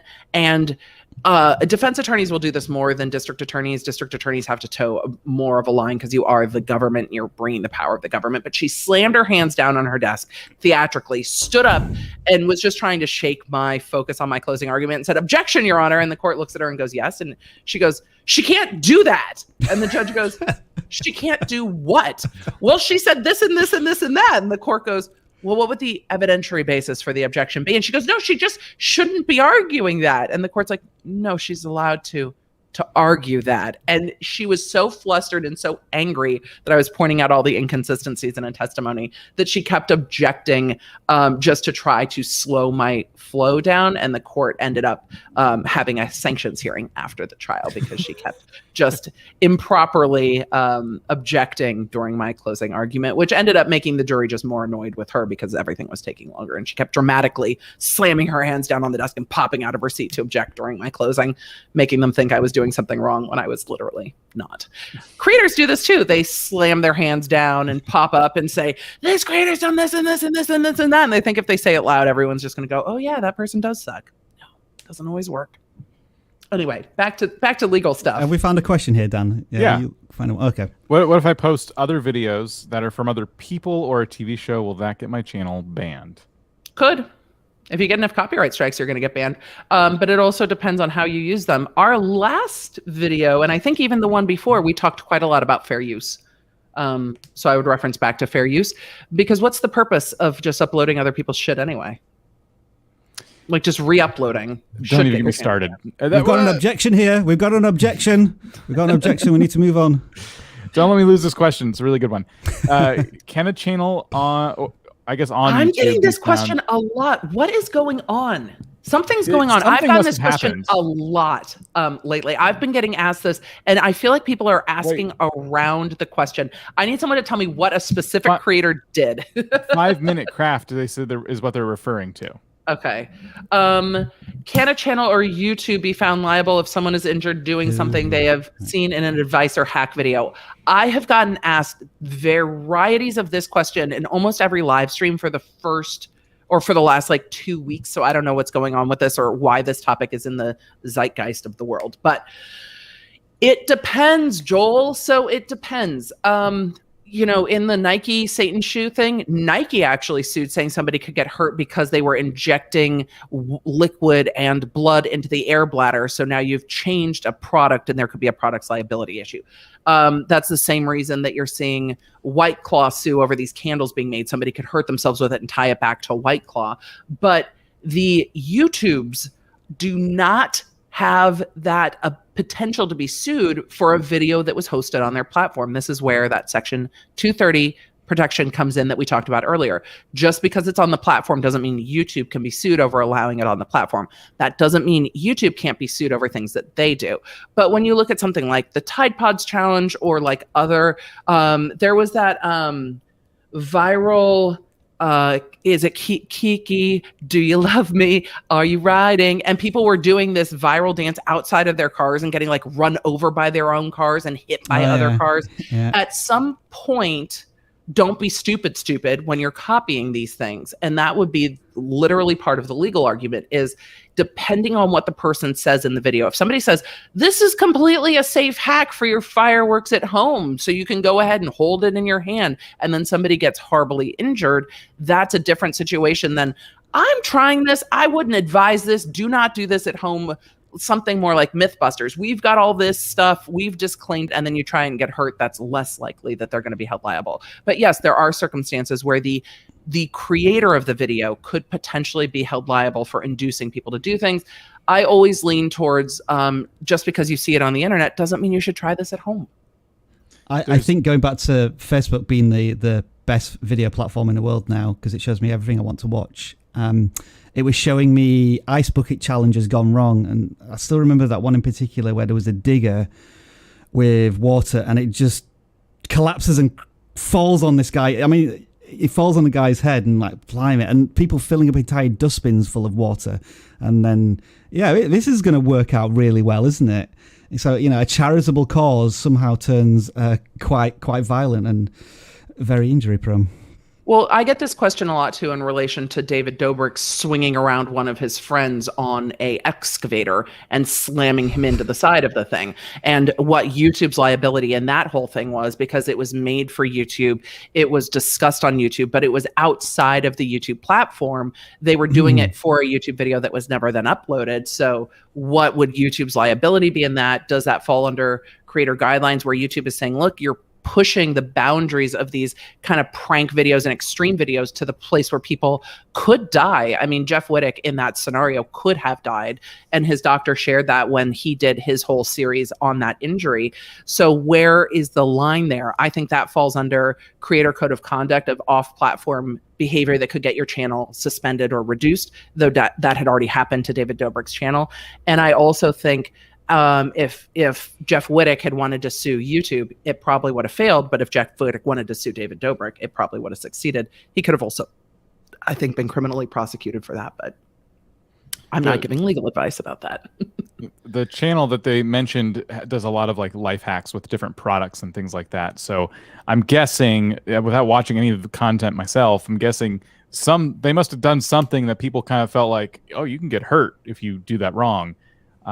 Just judging by the thumbnails. And it would be interesting if they're changing out a product, if the product chooses to sue them, saying you're telling people to modify our product in a way that can then be dangerous, similar to Nike saying you can't modify our shoes this way because then it could be dangerous. And then you get into a products liability issue, and products liability has brought us very interesting cases like the McDonald's coffee case with what, $80 million whatever lawsuit over how hot the coffee was and things like that. I actually had a case like that in criminal court where it was a felony assault, but the weapon of assault was Starbucks hot water. And it actually said in the complaint, felony assault with a deadly weapon, to wit, Starbucks hot water, because the water was so hot, it caused pretty substantial burns all across the person's face and upper torso. Would disclaimer, don't try this at home, be enough for a video, or is that the same thing as, just putting like the generic disclaimer copyright thing at the beginning of a video or description? That's no defense. I'm thinking not always, like wrestling on television, they'll do that like 20-second segment like don't try this at home, these are professional athletes and stuff. The more appropriate do the thing in a video. I mean, the more appropriate the disclaimer is, the longer way it's going to go. And looking at a disclaimer like the ones that Mythbuster uses might give you some ideas. Of course, if you're doing a channel like this, it's going to grow where you're doing hacks, consulting with your own attorney is always a good idea. But sometimes you can get around disclaimers. If you do a disclaimer at the beginning of your video and then in your video are like, no, this is totally safe, don't even worry about it, give it a try, you've kind of negated your whole disclaimer. But if through the video it's, hey, we're trying this, we're professionals, this is why we're trying it, this is a safe environment, the content's clearly not created for kids and stuff, then it goes a long way towards saying, look, they gave a disclaimer. Just because somebody tried to replicate it and got hurt doesn't mean they're responsible for that. But lawyers can argue both sides of a thing, and depending on how much money a creator has, it might induce someone to want to sue them. The bigger the channel, the more financial gain there is to get somebody to settle out of court. And it's the US. Anyone can be sued for anything. Dan, I've found a question that's going to make you pop, so to speak. C-Tech asks, can you legally re-upload content on TikTok to YouTube Shorts, such as what Eat My YouTube Shorts does? So I'll bring up a channel in question. I don't know what Eat My YouTube Shorts is, I guess. So it's just a channel. So are we presuming this channel is just grabbing content from TikTok and posting it on their channel? It would look that way, yeah. I'll click on one and I'll pause it very quickly to see if there is some sort of weird... No, there's nothing even in the description there. I mean, obviously it's not your content. So no, of course you can't re-upload content you find on TikTok. We see people doing it anyway, just because YouTube hasn't found a way to crack down on that yet efficiently, because it's going on a lot. They can't just sit down all day and take down channel after channel, because it'll be in the room all day doing that. They're probably working on a way to do this in some kind of automated fashion. And just because that hasn't been rolled out yet doesn't mean you can do that. I also manage this channel wouldn't be eligible for monetization, wouldn't be eligible for a play button and things like that too. Right. There's like not that those things matter, but why, like what's the purpose of having a 500,000 subscriber channel that you can't monetize and can't really do anything with? Yeah. Yeah, on each of those videos, it was a different TikTok user that I could see, Dan. I guess from my perspective, the question is, what if you had a video that you'd created originally, and let's say it had 100,000 views? Would you be happy for somebody to just put that video on TikTok on your behalf? And my guess is your answer would likely be no. And so just think about how you would feel if somebody used your content somewhere else without your permission. You know, whether or not it's right or wrong, think about the, you know, how you're impacting, I guess, not the you know, the creator, not economy, but the creator mental wellness of a creator community by doing such things. And I'm sorry if I've misinterpreted the question there, but it kind of felt like it was going in that direction instead. If that channel can do it, then maybe I can. No, you can't legally re-upload content that's not yours. You can legally upload content that is yours. You can legally upload content that is for commentary that is fair use, but just grabbing one and then re-uploading it in whole is never going to fall within fair use. It's always going to be a copyright violation.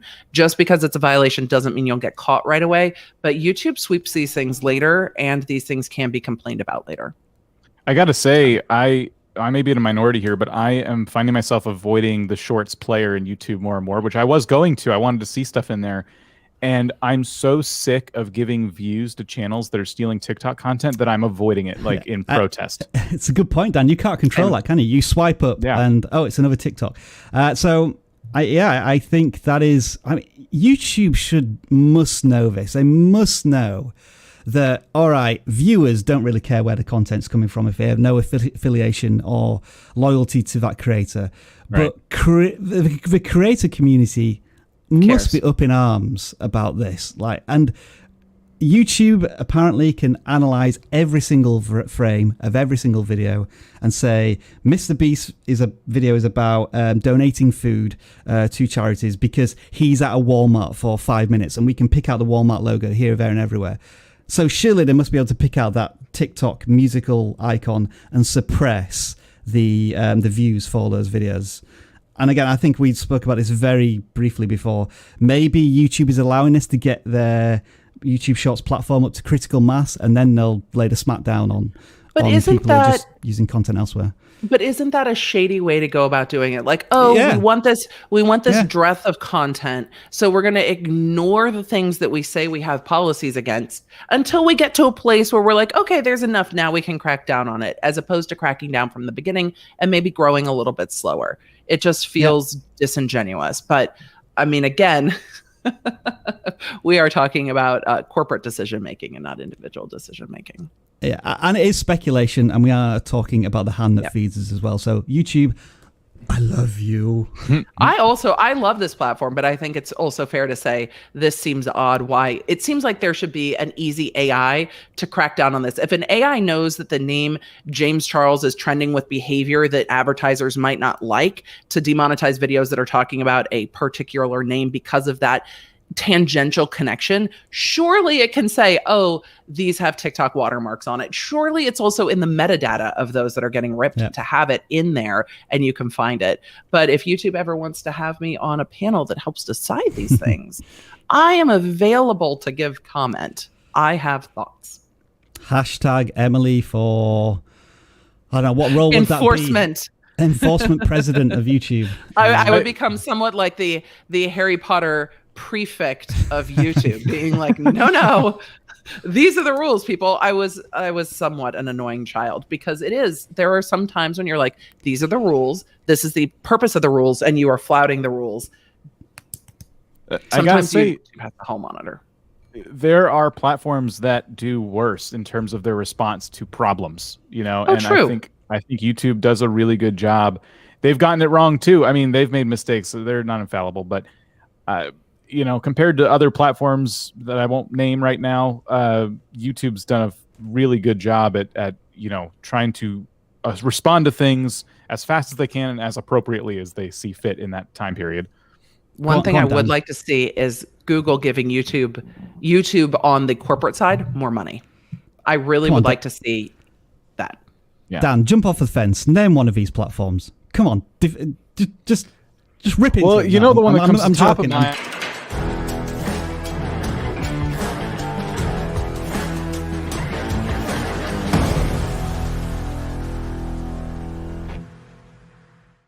Oh, it's gonna put on my glasses, my full life glasses there, and I don't have time.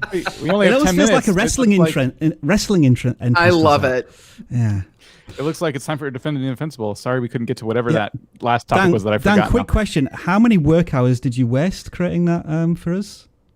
Honestly, it probably took about 45 minutes because I kind of had the idea in my head when I got up this morning, and so I just grabbed a bunch of stock footage. It looks great, and I love it. I'm so excited by it. We all must vigorously support a theme for 30 seconds that is either distasteful, politically incorrect, plainly wrong, self-derisory, or entirely contrary to the creator's known opinions. So I went first last time, and I nominated Dan. So I'm going to nominate Emily this time, but I won't go first. So I've got to try and... Who nominated who? I'm trying to remember what went on. I think I nominated Dan, and then I went last time. So I'm happy to go first this time because I went last time. Oh, that means I've got to. Or you could. No, it doesn't matter. I'm fine with whatever. I think he has a topic for you. Yeah, shall I just go then? Yeah, right. Okay. Yeah. Do you want the timer up? Yeah, right. Okay, the timer's up. I just need 30 to find seconds is hard. I can't okay. even talk about shit in a 1 minute short. 30 seconds is hard. You're going to have fun with this one then. 30 seconds, defend it indefensible. Hashtag don't free Britney. Oh my goodness, you're striking at my heart. Don't free Britney. Britney clearly loves her family. She clearly loves her boyfriend. The society has changed a lot in 13 years, and it's clearly going to be difficult for Britney to understand. She was very upset that Miley Cyrus got to smoke a joint at the VMAs. And so I don't know if Britney's ready to be released to the world because it might be very, very upsetting to her the way modern society has changed. She's not going to understand using pronouns. She's not allowed to be on social media. She's going to get canceled. I've got to say, you lost your composure for like 1.5 seconds, but recovered immensely well. So I think we've got another winner on our hands. But Dan, that's a hard we've got to go through the motions. We've got to defend ourselves. So here, I got one for you. You might want to give yourself 45 seconds. Oh, I want 45. What? I'm teasing. I'm kidding. Right, hang on. So, who's this for? For me then, Dan? I'm giving you one to defend. Right, okay. Against. All right. So I'll clear that. Right, I'm ready. Whenever you are. Okay. I'm going to read this one for you because I made it long because I thought it was funny. All right. I'm just going to cover my face too, I think. Explain, Rob, why you're pivoting the company YouTube channel to become a travel, vlog, lifestyle, and toy review channel right before the company is releasing a major new product. Well, let's be honest about this, right? Like, creators need to sustain themselves after a period of time. And I actually have on my wall here, next YouTube finish line, 1 million subscribers and 100 million views. And to be honest, at that point, I was thinking of actually retiring from YouTube completely because I'm sick and tired of educating these people who don't listen to any of my advice. But instead, what I'm going to do is a travel vlog. I'm going to travel to VidCon. I'm going to talk about my immensely important lifestyle. I'm going to review all these things behind me. Come on, that was perfect timing, at least. There's nothing else. It was. I'm sorry, what did I just call everybody in this live stream? All right, so Emily, do you have one for Dan here to defend? I do. I can put it in. This one's funny. And I don't know how anyone can defend this position. All right, then. Okay. Oh boy. Dan's good at this. We're giving you a challenge, Dan. Dan, I'm going to be honest. You have no chance with this one. Zero chance whatsoever. Okay. All the power to you, sir.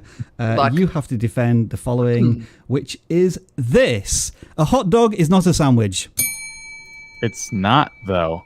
I mean, if you think that just because you can put a bun around a tube and it's a sandwich, that's just not accurate. Like, I could put a bun around a Rice Krispie treat. Is that a sandwich, or is that a Rice Krispie treat with a bun stuck to it? It will get stuck, by the way. The Rice Krispie stuff is really melty, and the bread will just start tearing apart. You don't want to eat that. Plus, like bread in your teeth and Rice Krispie is really, really uncomfortable. So I just wouldn't recommend. Oh.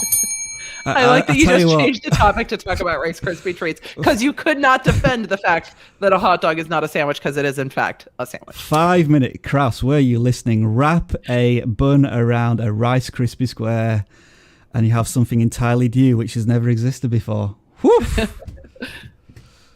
All right, the voting poll has already gone up. Wow, Danny is on fire there. So who's going to win this time? Emily. I thought I was a little stronger that second time. You were strong that time. It did require insulting our entire audience to do that.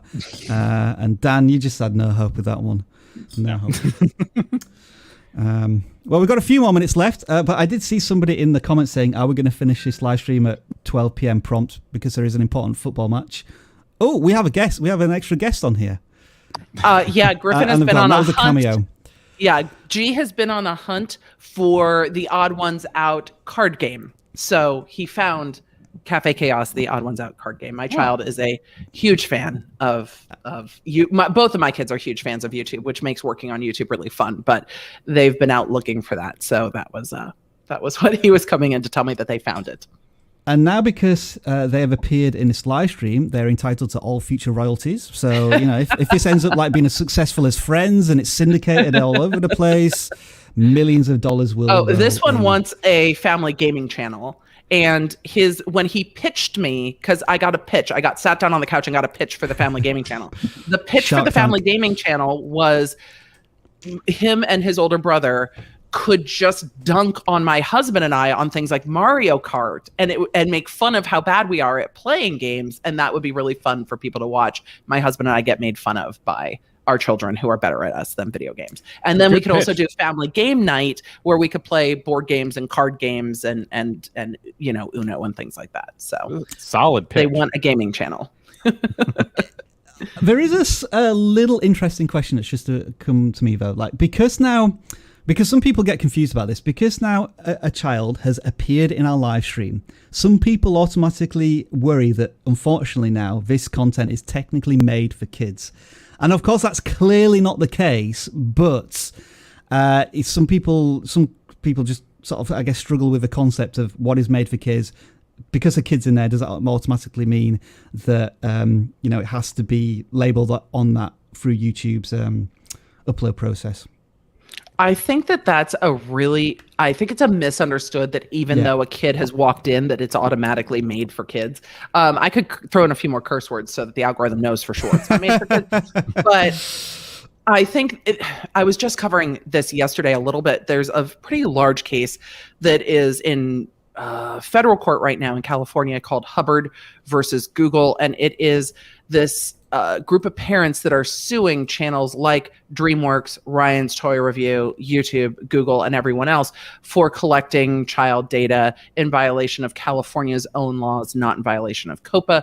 And there's a lot of deep legal shit going on in that, but it's this idea of which channels are creative for kids and which aren't. And I think when it comes to something like a Minecraft channel, there's a lot of room to argue. Some Minecraft gameplay channels are not made for kids. Just because it is a video game doesn't mean it's made for kids content, where a 9-year-old unboxing toys is clearly made for kids. Though I think some argues would say, no, Ryan unboxing toys is not made for kids. It's made for parents to be incentivized to go buy the toys. So I think there's an argument on both sides, but I would argue Ryan's Toy Review, clearly content made for kids, especially the Combo Panda stuff, but gaming channels not necessarily made for kids. And you should be honest about who you're making your content for and just make content for adults. It's way more lucrative. It's true. And it keeps you in the right way with COPPA laws. So I've felt the conversation. No, it's okay. Online Privacy Protection Act. I could sing the COPPA song if it makes it better. We'll just COPPA, Cabana. And it wouldn't be the real Tommy in the chat because his channel is verified and it would have a check mark. Yeah, that's what I was looking at. Something that we were talking about in the first 20 minutes of this live stream, and we've got an example of it here. I assume this isn't. Yeah, because it would have a check mark in my live stream chat, wouldn't it? Yeah, and it's not there. So this is a good example of where this person technically is now breaking community guidelines. So I'm going to now click on the report flag. And I'm not doing that. I'm joking, of course. But it's a great example, though. It's a good verified channels have. It's a good example. It is. Yep. So, sorry, Tommy Innit. Go have a lovely conversation with that vegan teacher. I know you all are friends. You guys don't watch enough drama to know why that's funny. We don't. It's okay. It's okay. a shame. I feel like I'm missing out. That vegan teacher came after Tommy Innit for a while, and it was just a very weird. The creator community has these weird little quirky rabbit holes you can just fall down, and it's just something else. So anyway. Well, the results are in, by the way, for the votes for the winner of Indefensible Part 2. And it was a better showing from myself, coming in second with 31%, but still with the majority. And now I'm starting to agree with you, Emily, that I think this is rigged with a lot of your law nerds just voting for you. It is still a whitewash, 53%. I haven't won every time. I've lost to Dan before in Defend the Indefensible.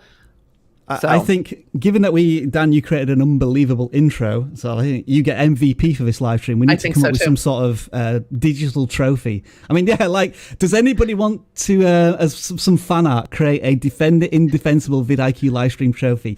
That's the type of thing that will get a shout out, because we would love it if you would do that, and we can award it. Share it on Twitter after the stream, and people would be like, "What are you talking about?" It's like, "Oh, you weren't there. You missed the stream." But it's hard. I mean, I've done.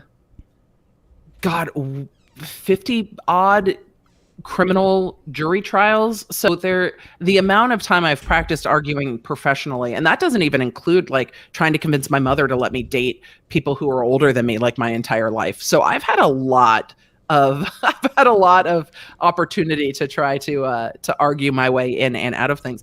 In high school, I convinced a teacher more than once that I had actually turned in a paper that I had never written or turned in, what the topic of the paper was, and the grade that I was given, and that the teacher just forgot to mark it in their grade book. So I realized early on that you can use that power for good or for evil, and I didn't always make the right choice.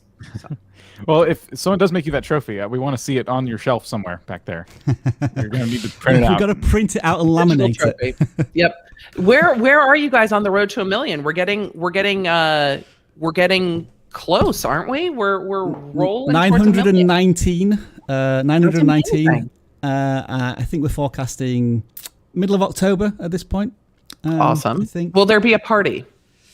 Well, I saw somebody earlier on suggest doing a 24-hour channel audit live stream in a build-up to that. So I'm going to put Dan in charge of that, and we'll see if we can make it happen. Well, are y'all going to be at Vid Summit? I imagine vidIQ will have a presence. So I am. Yes, I'm going to be at both. Hopefully, travel restrictions pending, but I should be at both. There should be a party there too. Yeah. I think YouTube should officially award it to us during one of those conferences. That would be really nice. I think so too. That would be really nice. So, sounds like we're ready to wrap up the live stream.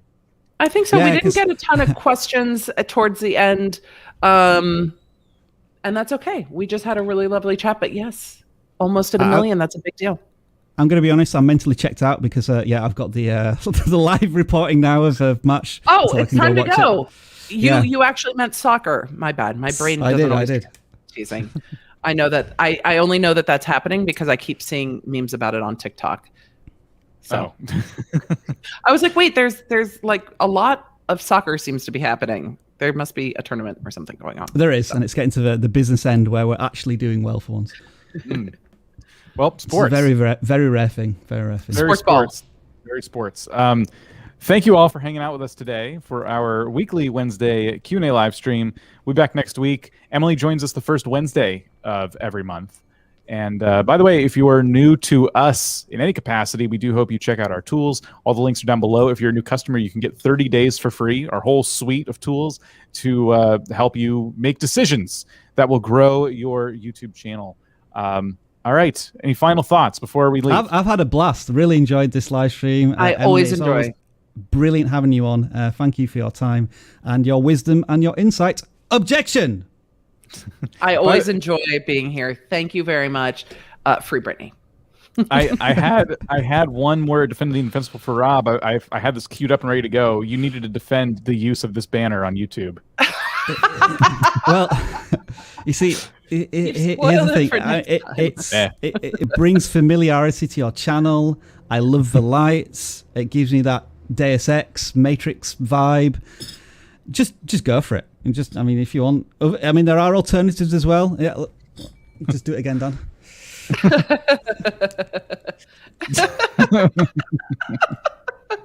It's awesome. It's been approved. I'm looking underneath as well. It's gone now, Dan. Can you put there it you go. There we go. Yeah. All looks good. All looks good to me. All right, everybody. Thanks for joining us. Thank you, everybody. Bye. I'm on full screen. Bye. Press some buttons, Dan. There we go.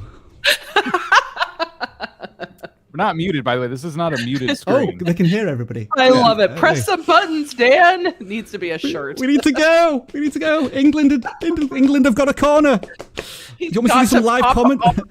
I'll do live commentary on this live stream of the match for the next 2 hours if you want me to. We'll get pulled. You can't do that. No, I think I could commentate on it. Oh, you can probably do that. Well, yeah. You can't put it on the screen, though. I'm not doing that. No, he was going to leave off the his live vidIQ stream. End broadcast. Okay.